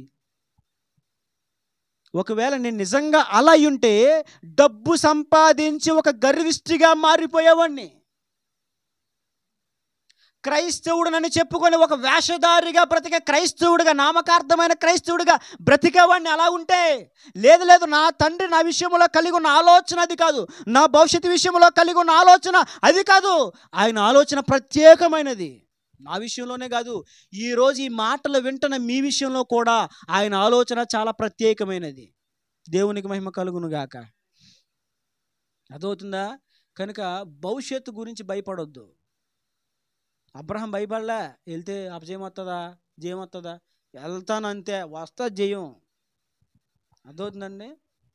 కనుక మనం కూడా భవిష్యత్తు గురించి కానీ, మరణము గురించి కానీ, రోగము గురించి కానీ, శ్రమల గురించి కానీ, ఇబ్బందుల గురించి కానీ, ఇరుకుల గురించి కానీ మనం ఎప్పుడూ భయపడకూడదు. ఆయనే నడిపిస్తాడు. నాటిన దేవుడు దానికి నీరు పోస్తాడు. బయట 2 మొక్కలేసాను, నీరు పోస్తున్నాను నేను, ఎందుకంటే నాకు నీడ కావాలి. కాబట్టి ఏం చేస్తున్నాను, అట్లా నీళ్ళు వేస్తాను, పోతాను. మరి నేను వేసింది నేనే కదా, మళ్ళీ పుట్టించింది ఎవరు? దేవుడు. మళ్ళీ ఎవరు పోషిస్తారు? ఆయనే. పుట్టించిన వాడే పోషిస్తాడు. ఏది సామెత ఉంటుంది, నారు పోసినోడు నీరు పోయిడా, అంతేనా? నారు పోసినోడు నీరు పోయిడా, ఎందుకు పోయాడు? మరి ఎందుకు కంగారు? ఏమైపోద్దు? తల్లి గర్భంలో ఉన్నప్పుడు మీరు ఎప్పుడైనా అనుకున్నారా, నేను బయటికి వెళ్ళొస్తాను అనుకున్నారా? ఎలా తీసుకురావాలో ఆయనకి తెలుసు, ఎలా పెద్ద చేయాలో ఆయనకి. ఇప్పుడు చిన్నపిల్లలు లేచి పడతారు, గోడటకు నడుస్తారు. నేను ఎప్పుడు నడుతాను అనుకుంటారు, వాళ్ళు ట్రై చేస్తారు, అంతే వచ్చేద్ది. మా ఊరు తిరగబట్టలేదు, 4 నెలలు వచ్చినా ఇంక రెక్కలు కలిగిన పక్షిలాగా ఇలా ఊపుతున్నాడు. ఊపని మరి ఎంతకాలం ఊపుతాడు, తిరగబడినప్పుడు తిరగబడతాడు. అది అవుతుందండి. మనకేంటి తొందర, ఆడు ఎప్పుడు తిరగబడతాడో బూర్లు వండేస్తాను, ఆడు ఎప్పుడు తిరగబడతా గారెలు వండేస్తాను, ఆడు ఎప్పుడు తిరగబడతా గణిచక్రలు వండేస్తాను, ఆడు ఎప్పుడు తిరగబడతాడు బిర్యానీ చేసేస్తాను, ఆడు ఎప్పుడు తిరగబడతాడు అది వండేస్తాను, ఇడేస్తాను. నువ్వు అనుకున్నంతకాలం తిరగబడ్డాడు. అదవుతుందా? బొబ్బరొట్లా అదవుతుందా? అది తిరగబడినప్పుడు తిరగబడతాడు. అదవుతుందండి. ఇప్పుడు కోత ఎట్టాడు, కూయి అని కోతలేస్తున్నాడు, తిరగబడినప్పుడు తిరగబడతాడు. అర్థమైందా? కనుక భవిష్యత్తు గురించి మనం ఎప్పుడు చింత పడకూడదు. మన భవిష్యత్తును గురించి నిర్ణయించేది దేవుడే. చివరిగా ఒకే ఒక్క మాట, ఆశీర్వాదములో 7వ మాట నేను మీకు చెప్పి ముగించేస్తాను. చూడండి, మత్తయి సువార్త 25వ అధ్యాయము. ఇవన్నీ కూడా చాలా ముఖ్యమైన మాటలు. ఇవన్నీ మనం కలిగి ఉంటే నిజంగా మనం ఆశీర్వదించబడిన వారమే. ఇవన్నీ మనం కలిగి ఉంటే, ఇవి కలిగి ఉన్నామో లేదో ఆలోచించుకోవాలి. ఒకవేళ కలిగి లేకపోతే వాటిని కలిగి జీవించడం కోసం మనం సిద్ధపడాలి. దేవుడు చెప్పినట్లుగా మనం నడవాలి. చూడండి మత్తయి సువార్త 25వ అధ్యాయము 34, 35, 36 వచనాలు. అతడు అప్పుడు తన కుడి వైపున ఉన్న వారిని చూచి ప్రభు ఏమంటారంట, నా తండ్రి చేత ఆశీర్వదించబడిన వారులారా రండి. వీళ్ళెవరండి? అబ్రహాం ఆశీర్వదించబడ్డాడు కదా. ఇప్పుడు కొంతమందిని దేవుడు ఆయన ఆగమనములో ఆ దినమున మహిమతో ఆయన దిగి వచ్చినప్పుడు గొర్రెల్లో మేకల్లో నుంచి ఆ గొర్రెలను గొల్లవాడు వేరు చేసినట్లుగా వేరు చేసి గొర్రెలను దేవుడు పిలుస్తాడు. ఆ పిలుపు ఇక్కడ మనం చదువుకుంటున్నాం. ఆ పిలుపు ఏంటంటే, నా తండ్రి చేత ఆశీర్వదించబడిన వారులారా రండి, లోకము పుట్టినది మొదలుకొని మీ కొరకు సిద్ధపరచబడిన రాజ్యమును స్వతంత్రించుకోండి. ఇక్కడ ఆశీర్వదించబడిన వాళ్ళు కనిపిస్తున్నారు. ఇక్కడ ఒక ఆశీర్వదించబడిన వాళ్ళు కనిపిస్తున్నారు. ఏంటి ఆశీర్వదించబడడం అంటే ఏంటి? కుటుంబంలో యజమాని మాటకు అందరూ సరెండర్ అవడం, అది నిజమైన ఆశీర్వాదం కుటుంబానికి. ఏంటి ఆశీర్వదించబడడం? రెండవది చెప్పండి, ఏంటి ఆశీర్వదించబడడం? కుటుంబం అంతా రక్షణ పొందడం నిజమైన ఆశీర్వాదం. ఆ మూడవ ఆశీర్వాదం చెప్పండి. కుటుంబంలో ఐక్యత, సమాధానం, అది నిజమైన ఆశీర్వాదం. కష్టార్జితములో మన భాగమును చక్కగా వేస్ట్ చేయకుండా సద్వినియోగం చేసుకోవడం, మనం అనుభవించడమే ఆశీర్వాదం. ఆ తర్వాత జయము పొందడమే నిజమైన ఆశీర్వాదం. చివరి ఆశీర్వాదం ఏంటో ఇక్కడ మాట్లాడుతున్నాడు దేవుడు. ఇదిగో నా తండ్రి చేత ఆశీర్వదించబడిన వారు రండి లోపలికి, లోకము పుట్టినది మొదలుకొని మీ కొరకు సిద్ధపరచబడిన రాజ్యమును స్వతంత్రించుకోండి. ఎందుకు ఆశీర్వదించబడ్డారు? ఏంటి ఆశీర్వదించబడిన విధానం? అసలు ఆశీర్వాదం అంటే ఏంటి? ఇదిగో నేను ఆకలి కొంటిని, మీరు నాకు భోజనం పెట్టితే, దప్పికొంటిని, నాకు దాహం ఇచ్చితిరి, పరదేశినై ఉంటే నన్ను చేర్చుకొంటిరి, దిగంబరనై ఉంటే నాకు బట్టలు ఇచ్చితిరి, రోగినై ఉంటే నన్ను చూడవచ్చితిరి, చెరసాలలో ఉంటే నా యొద్దకు వచ్చితిరి చెప్పుతాను. నిజమైన ఆశీర్వాదం అంటే ఏంటి తెలుసా? లేమిలో, ఇబ్బందుల్లో, అవసరతలో ఉన్న వారిని ఆదుకోవడం, వారికి సహాయము చేయడమే ఆశీర్వాదం. మనకున్నది మనం తినేయడం కాదు ఆశీర్వాదం. మనకున్న దానిలో లేని వారికి పెట్టడమే ఆశీర్వాదం. ఒక గుడ్డోడు వచ్చాడు ఇంటికి, వాడికి అవసరమైతే జత బట్టలు కొనివి, చెప్పులు లేకపోతే వాడికి చెప్పులు ఇవి, నువ్వు చూడగలిగితే కనీసం నెలకింత అని చెప్పివి. ఆకలితో ఎవరో వచ్చారు ఇంటికి, నీ దగ్గర వాళ్ళు వచ్చి అమ్మా అని అన్నం అడగ, నిజంగా నీ దగ్గర అన్నం ఉంటే వారికి అన్నం పెట్టు. ఒకవేళ అన్నం లేదు, అన్నం కొనుక్కునే డబ్బులనేవి, కొంచెం టిఫిన్ కొనుక్కునే డబ్బులనేవి. వీళ్ళందరూ ఎవరు? ఆశీర్వదించబడిన వారు. ఎవరో తెలిసి ఆశీర్వదించబడిన వారు అన్నీ కలుగుండి శుభ్రంగా కట్టగట్టేసుకుని బీరు పెట్టేసుకునే వాళ్ళు కాదు. వీళ్ళకి అది ఆశీర్వదించబడిన వాళ్ళు. ఇంట్లో బంగారం పెట్టేసుకుని దేవుడు మమ్మల్ని ఆశీర్వదించాడు. నీ ఇంట్లో బంగారం నువ్వు పెట్టుకుంటే అది ఆశీర్వాదం ఏంటి? బంగారంలో దాన్ని తులం అంటారా, ఏమంటారా అట్లే? ఇంక 10 తులాలు అలాగనా అంటారా? నీ దగ్గర 10 తులాలు ఉన్నాయి, 1 తులంతా ఇవి ఎవరికైనా, అదేంటిది? ఆశీర్వాదం. నా దగ్గర 10 తులాలు ఉన్నాయి, నా దగ్గర 10 తులాలు ఉన్నాయి, నాకు దేవుడు బ్లెస్ చేశాడు. అప్పుడు రేపు దేవుడు అంటాడు, నీ బంగారం నీతో నశించుగాక అంటాడు ఆయన. నిజమైన ఆశీర్వాదం అంటే ఏంటి? చెప్పాలి. నిజమైన ఆశీర్వాదం అంటే ఏంటి? లేమిలో, ఇబ్బందుల్లో, అవసరతలో ఉన్నవారిని ఆదుకోవడం, వారికి సహాయం చేయడం, అదే నిజమైన. అలాంటి వారిని దేవుడు ఏమంటున్నాడు? నా తండ్రి చేత ఆశీర్వదించబడిన వారా రండి లోపలికి, లోకము పుట్టినది మొదలుకొని మీ కొరకు సిద్ధపరచబడిన రాజ్యమును స్వతంత్రించుకోండి. ఎందుకని? నేను ఆకలి కొన్నాను, నాకు మీరు భోజనం పెట్టారు. నేను దప్పికొన్నాను, నాకు దాహము ఇచ్చారు. ఆ తర్వాత నేను వస్త్రహీనుడిగా ఉన్నాను, నాకు వస్త్రాలు. చూడండి, కొంతమందికి సరైన బట్ట ఉండదు. మీరు చూసారో లేదో? కొంతమందికి ఏముండదు? బట్ట ఉండదండి. కొంతమందికి బట్టలు ఉండవు, at the same time shaving చేసుకోవడానికి. అంటే మీరు ఏదో కిట్ కొన్నారు కదా సార్, ఉందా? అయితే భోజనం చేసుకుని మనం అక్కడికి వెళ్దాం. అక్కడ ఒక ఆయన ఉన్నారు, ఆయన మొత్తం అంతా నీట్గా చేద్దాం, సరేనా? ఎప్పటి నుంచో చేద్దాం అనుకుంటున్నాను నేను, అది అడుగుదాం అనుకుంటున్నాను కిట్టు. మీరు అప్పుడు రెడీ చేశారు కదా పేదల కోసం. కొంతమందికి గెడ్డం పెరిగిపోతే కనీసం షేవింగ్ చేయించుకోవడానికి ఉండవు డబ్బులు.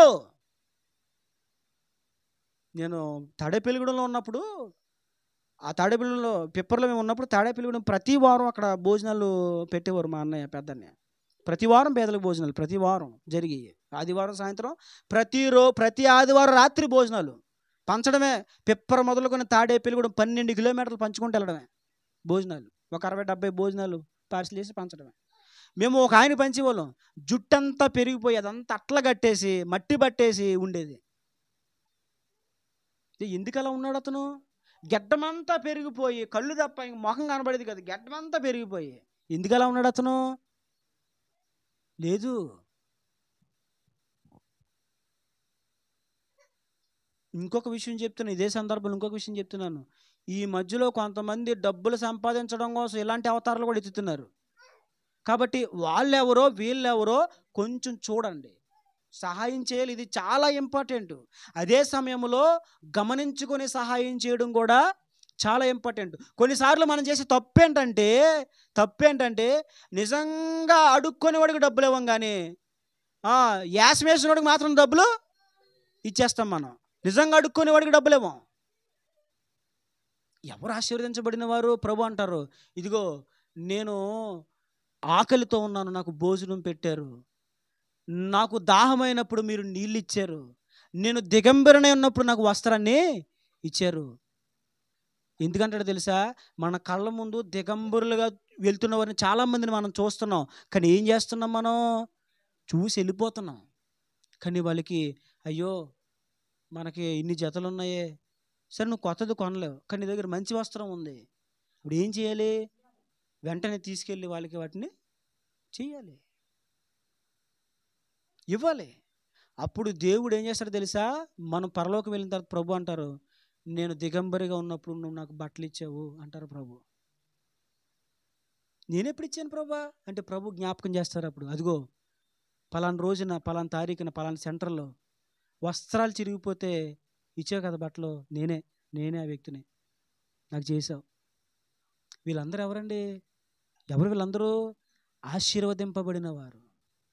ఇలా సహాయం చేసేవారు ఎవరు? వీళ్ళు ఆశీర్వదింపబడిన వారు. లేమిలో, అవసరతలో, ఇబ్బందుల్లో ఉన్న వారికి సహాయము చేసేవారే నిజముగా ఆశీర్వదించబడిన వారు. ఈ ఆశీర్వాదం మనకుందా? మనకున్నది మనమే తినేయడం అది కాదు ఆశీర్వాదం అంటే. మనకున్నది లేని వారికి పెట్టడమే ఆశీర్వాదం. నిజముగా మనం ఆ స్థితిలో ఉంటే మనము నిజముగా ఆశీర్వదింపబడిన వారు. డబ్బులు ఉంచుకొని, బంగారం ఉంచుకొని, బ్యాంకులో బ్యాలెన్స్లు ఉంచుకొని, అదోదండి బీరువాలో వస్త్రాలు ఉంచుకొని, అన్నీ ఉంచుకొని లేని వారికి మనం సహాయం చేయకపోతే నిజముగా మన కుటుంబం ఆశీర్వదించబడిన కుటుంబం కాదు. ఇతరులకు పెట్టేవారుగా ఉంటేనే నిజముగా మన కుటుంబం ఆశీర్వదించబడిన కుటుంబం. కనుక ఆలోచించండి, ఇలాంటి ఆశీర్వాదము మీకు కావాలా? ఇలాంటి ఆశీర్వాదము కలిగి జీవించాలనుకుంటున్నారా? అయితే ఇప్పటి నుంచి లేని వారికి సహాయం చేయండి. అర్థమవుతుందా? ఒక దైవ సేవకుని గురించి నేను విన్నాను, చివరిగా మాట చెప్పి ముగించేస్తాను. ఒక దైవ సేవకుని గురించి యథార్థం జరిగిందే. ఆ సేవకుని పేరు నాకు గుర్తులేదులే, అది చాలా సంవత్సరాల క్రితం నేను విన్నాను. జోరును వాన అండి, జోరును వాన, భయంకరమైన వాన. ఆయన ఎక్కడో ఒక మీటింగ్కి వెళ్ళి కారులో ఇంటికి వెళ్ళిపోతున్నాడట. వెళ్ళిపోతూ ఉంటే భయంకరమైన వర్షంలో చెట్టు దగ్గర ఒక అతను, ముసలతను కూర్చొని ఆ వానలో వణుకుతున్నాడంటండి. అప్పుడు ఈయన కారు దిగి ఆ కోటు ఆయనకి ధరింపజేసేసి కోట్ లేకుండా వచ్చి కారు ఎక్కేసాడంట. డ్రైవర్ చూసి ఇదేంటి కోటు పట్టుకుని వెళ్ళిపోయాడు, లేకుండా ఎక్కేసాడు. డ్రైవర్కి అర్థమైంది ఈ కోటు ఎవరికో ఇచ్చేసాడని, వచ్చి వెళ్ళిపోయాడు. ఈయన ఒక రోజు పడుకుంటే ఈయనకి కల అవుతుందంట. ఆ కల్లో ఆ కోటు ప్రభు వేసుకున్నారంట. ఈయన చూస్తున్నాడు.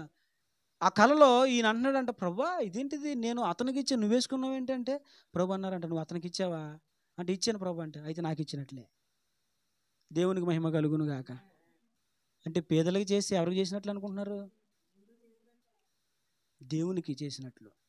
కనుక నిజమైన ఆశీర్వాదం అంటే ఏంటంటే, లేమిలో, అక్కరతలో, ఇబ్బందులో ఉన్న వారికి సహాయం చేయడం నిజమైన ఆశీర్వాదం. ఇది అబ్రహాం అన్ని విషయములలో ఆశీర్వదించబడ్డాడు. లోతక్రతలో ఉన్నాడు, శ్రమలో ఉన్నాడు, కష్టంలో ఉన్నాడు, ఇబ్బందిలో ఉన్నాడు, ఇరుకులో ఉన్నాడు, తన ఆస్తిని దోచేసుకున్నారు. అప్పుడు ఏం చేశాడు? వెళ్ళి విడిపించాడు, సహాయం చేశాడు. నాకెందుకు, నా దగ్గర నుంచి పోయినాడు, ఆడు కూడా నాకేంటి, లేడు. వెంటనే వెళ్ళి అక్రతలో ఉన్నవారు, లేమిలో శ్రమలో ఉన్నవారిని ఆదుకుంటున్నాడు. అది ఆశీర్వాదం. అందుకే బైబిల్లో రాయబడింది, అతడు అన్ని విషయములలో ఆశీర్వదించబడెను. ఆశీర్వాదాలు ఇన్ని రకాలు ఉన్నాయి, ఇన్ని విషయాలు ఉన్నాయి. కాబట్టి ఇలాంటి ఆశీర్వాదం మనం కలిగి జీవిద్దాం. ఒకవేళ ఏమీ లేకపోయినా బాధపడద్దు, నాకు ఇది లేదు అది లేదు అని అనుకోవద్దు. నిజముగా ఆత్మ సంబంధమైన ఆశీర్వాదాలు ఏంటో దేవుడు మాట్లాడాడు. నిజము ఈ ఆశీర్వాదాలు మీరు కలిగి ఉన్నారో లేదు చూసుకోండి. ఇవి ఉంటే చాలు, ఇవి కలిగి ఉంటే వాటిని బట్టి సంతోషపడండి. ఏమి లేకపోయినా బాధపడద్దు. ఎందుకంటే ఈ భూ సంబంధమైనవి భూమి మట్టికే ఉంటాయి, మనతో పాటు ఏది కూడా రాదు, ఇది మనకు తెలుసు. కాబట్టి ఏమీ లేవు అని బాధపడకుండా మన ఆశీర్వాదం అంటే ఏంటో, నిజంగా అలాంటి ఆశీర్వాదం మనం కలిగి ఉన్నామో లేదో ఒకసారి ఆలోచించుకొని అలాంటి ఆశీర్వాదం కలిగి జీవించడానికి మనము సిద్ధపడతాం. దేవుడి ఈ మాటలు మన వినికిల్లో ఈ మధ్యాహ్న కాల సమయంలో దీవించి ఫలింపచేయును గాక. ఆమేన్.